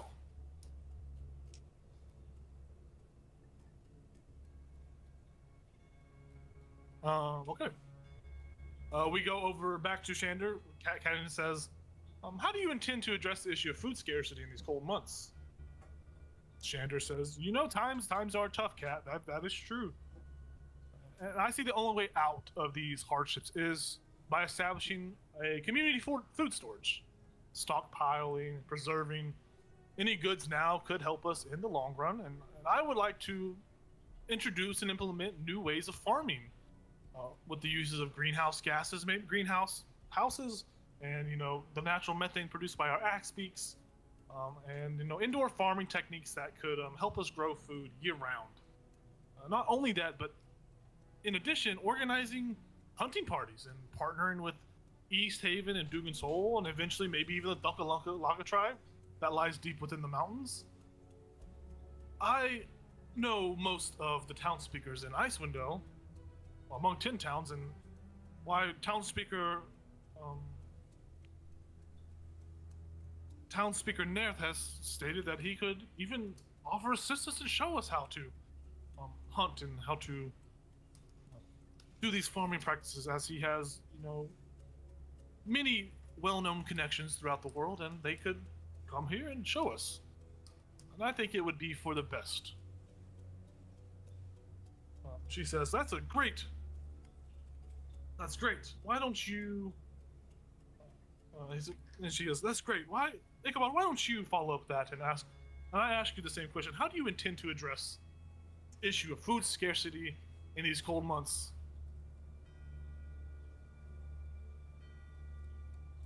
Magic. The crowd leans in. Is that all you say? Because if so, you can go ahead and roll. The big Fiska vibes there. Right.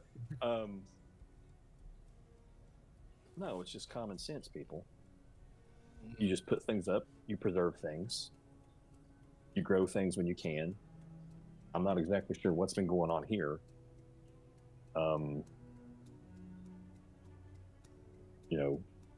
In towns is at the top of the world. It's very cold. Your soil was not that great, but there are ways around this.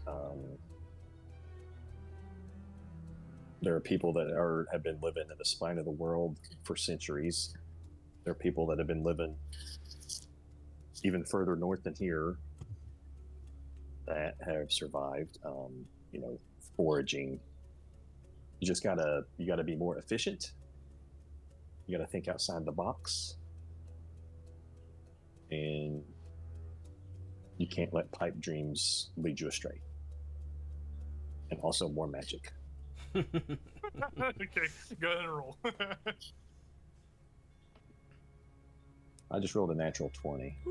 Hell yeah. Wow. For a total of Well, if I'm intimidating people, it's 26. 26? Oh, I'm echoing through Ethan's camera. Yeah, I mean, it's all good. Fiska. It says, Fiska, how do you intend to address the issue of food scarcity in these cold months? His magic. It's magic. I like it. Ichabod just goes, "Mhm." Yeah, you can double down. You can have advantage on the roll too. You can double down. Wait, seriously? No way. Yeah. I was gonna get a little more unhinged too. What did he say? Plants and animals are sacrificed to appease the demonic demands of the stomach gods. But I think the food scarcity will create the market conditions to promote his magic producing more food. Stomach god. Roll it with advantage. The stomach god is why you get hungry. How'd you know? Oh boy, that's not good. Can I use one of my rerolls on a third, even with advantage? That was horrible. You guys are all out of rerolls. Oh, I used all three? Okay, alright. No, you used one. I think Ichabod used two. I might be getting. They were group rerolls. You were sharing Yeah. them with Ichabod. It was a shared. Oh, It was a shared pool. I'm I thought sorry, they I got could have used them separate. then. No, Yeah, it's a shared pool. I'm sorry. I should have made that more clear. That's my fault, guys. 10, yeah. 10. You yeah. All right. They're bought in for sure. Still hesitant people out there, There's a- but yeah. There's a couple guys. Stomach god. You only need a few of them. That's how it starts. Give me one. All right. So for the last question that we have today.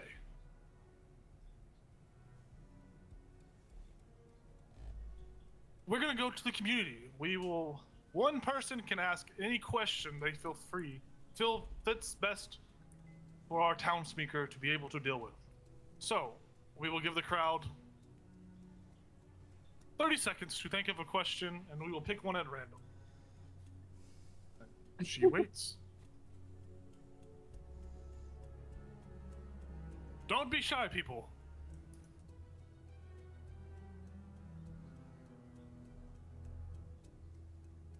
All right.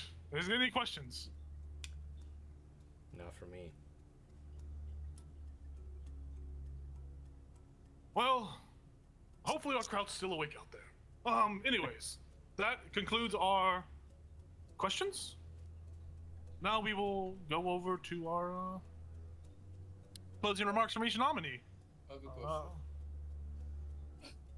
question. I have a question. You missed the window, but we will humor you. What is your question? How does each of our candidates feel about the supernatural creatures and the like? Oh, awesome. Good question. Shander, you will go first. How do you feel about supernatural creatures? Shander says, well, obviously, they're just not natural. So it's not good. Of course. Now, don't get me wrong. I know several great... Racist. Racist. Okay. Make insight check.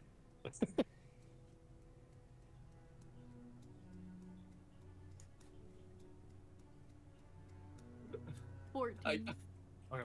I'll let you know what he rolls at the end. him, but I'm just asking about myself. Yeah, he continues on. Now, obviously, there's no. What does it mean to be supernatural? Are we talking about super able natural beings? Or are we talking about the You know what I'm talking about. Read in books about ghost stories and Cat says, please don't interrupt, sir. Shander says, and I've read in books about supernatural ghosts and entities of sorts like that, but when it comes to the supernatural, this is what I'm talking about. Thank you for your time. Or this. I'm talking about this. Captain looks over to Ichabod. How do you feel about supernatural beings? How do I feel about them? Mm-hmm. Well, I feel about them like I do any kind of being. Mm-hmm. on an individual basis, how they interact with either me or how I see them interact with people around me. So I reserve my judgment for each one. Some of them are real cool.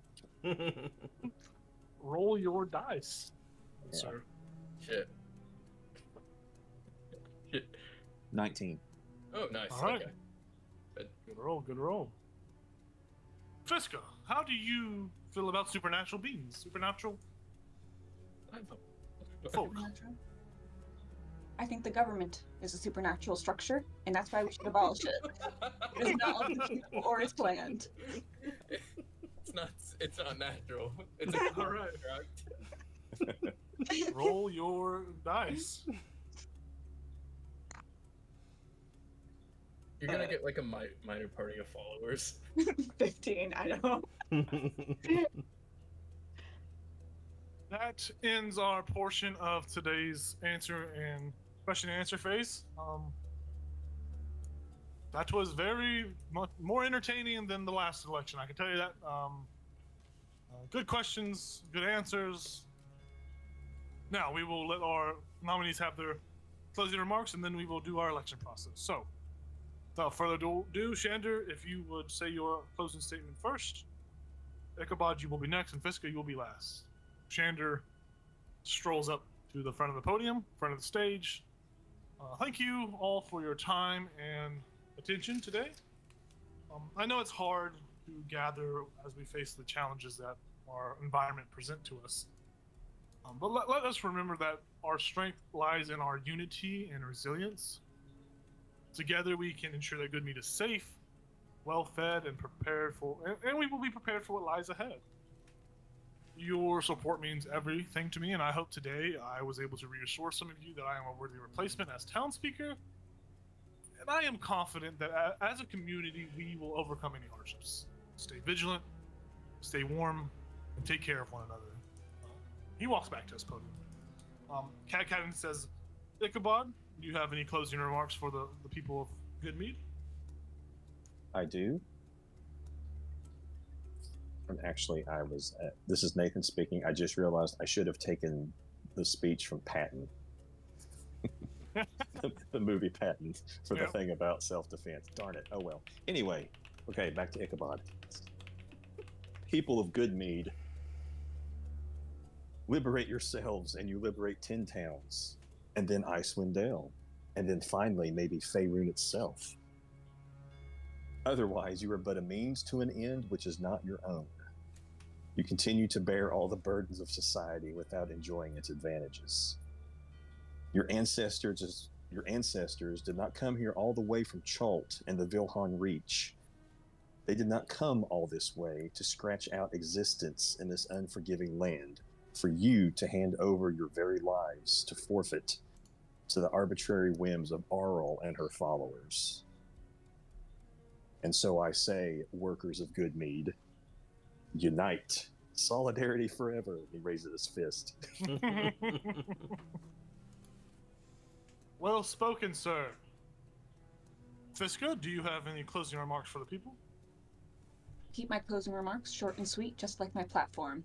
Vote for me if you want to be freed from the steel chains of forced participation. Thank you. And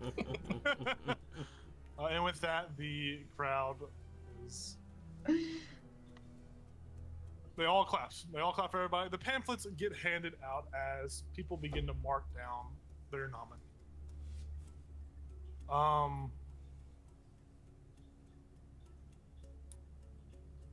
The ballots come back in.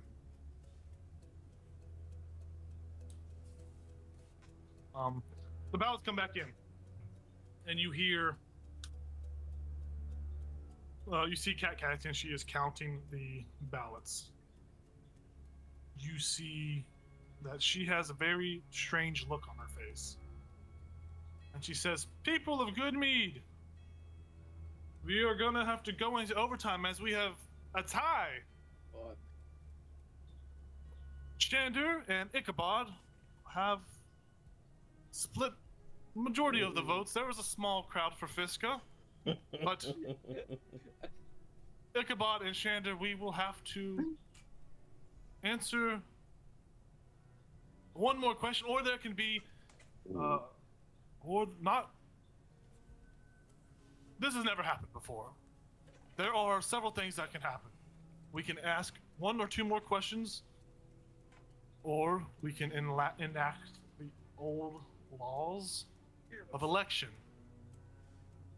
We can vote for our town speaker by way of combat. Yes. Right, let's do it. Oh shit. No, you don't Now, know obviously, this is a big deal, and Champion. we shall. This has never happened.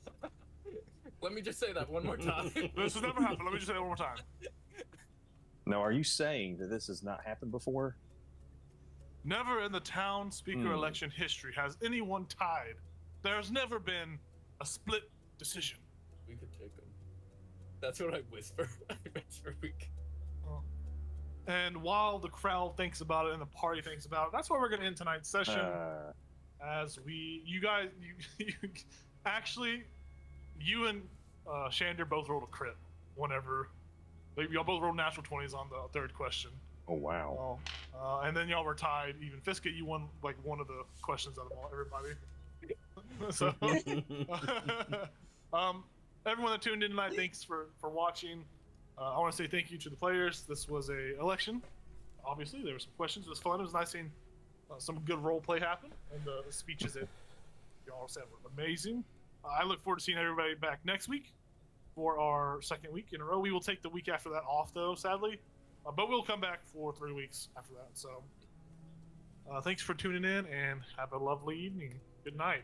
Hell yeah, bye.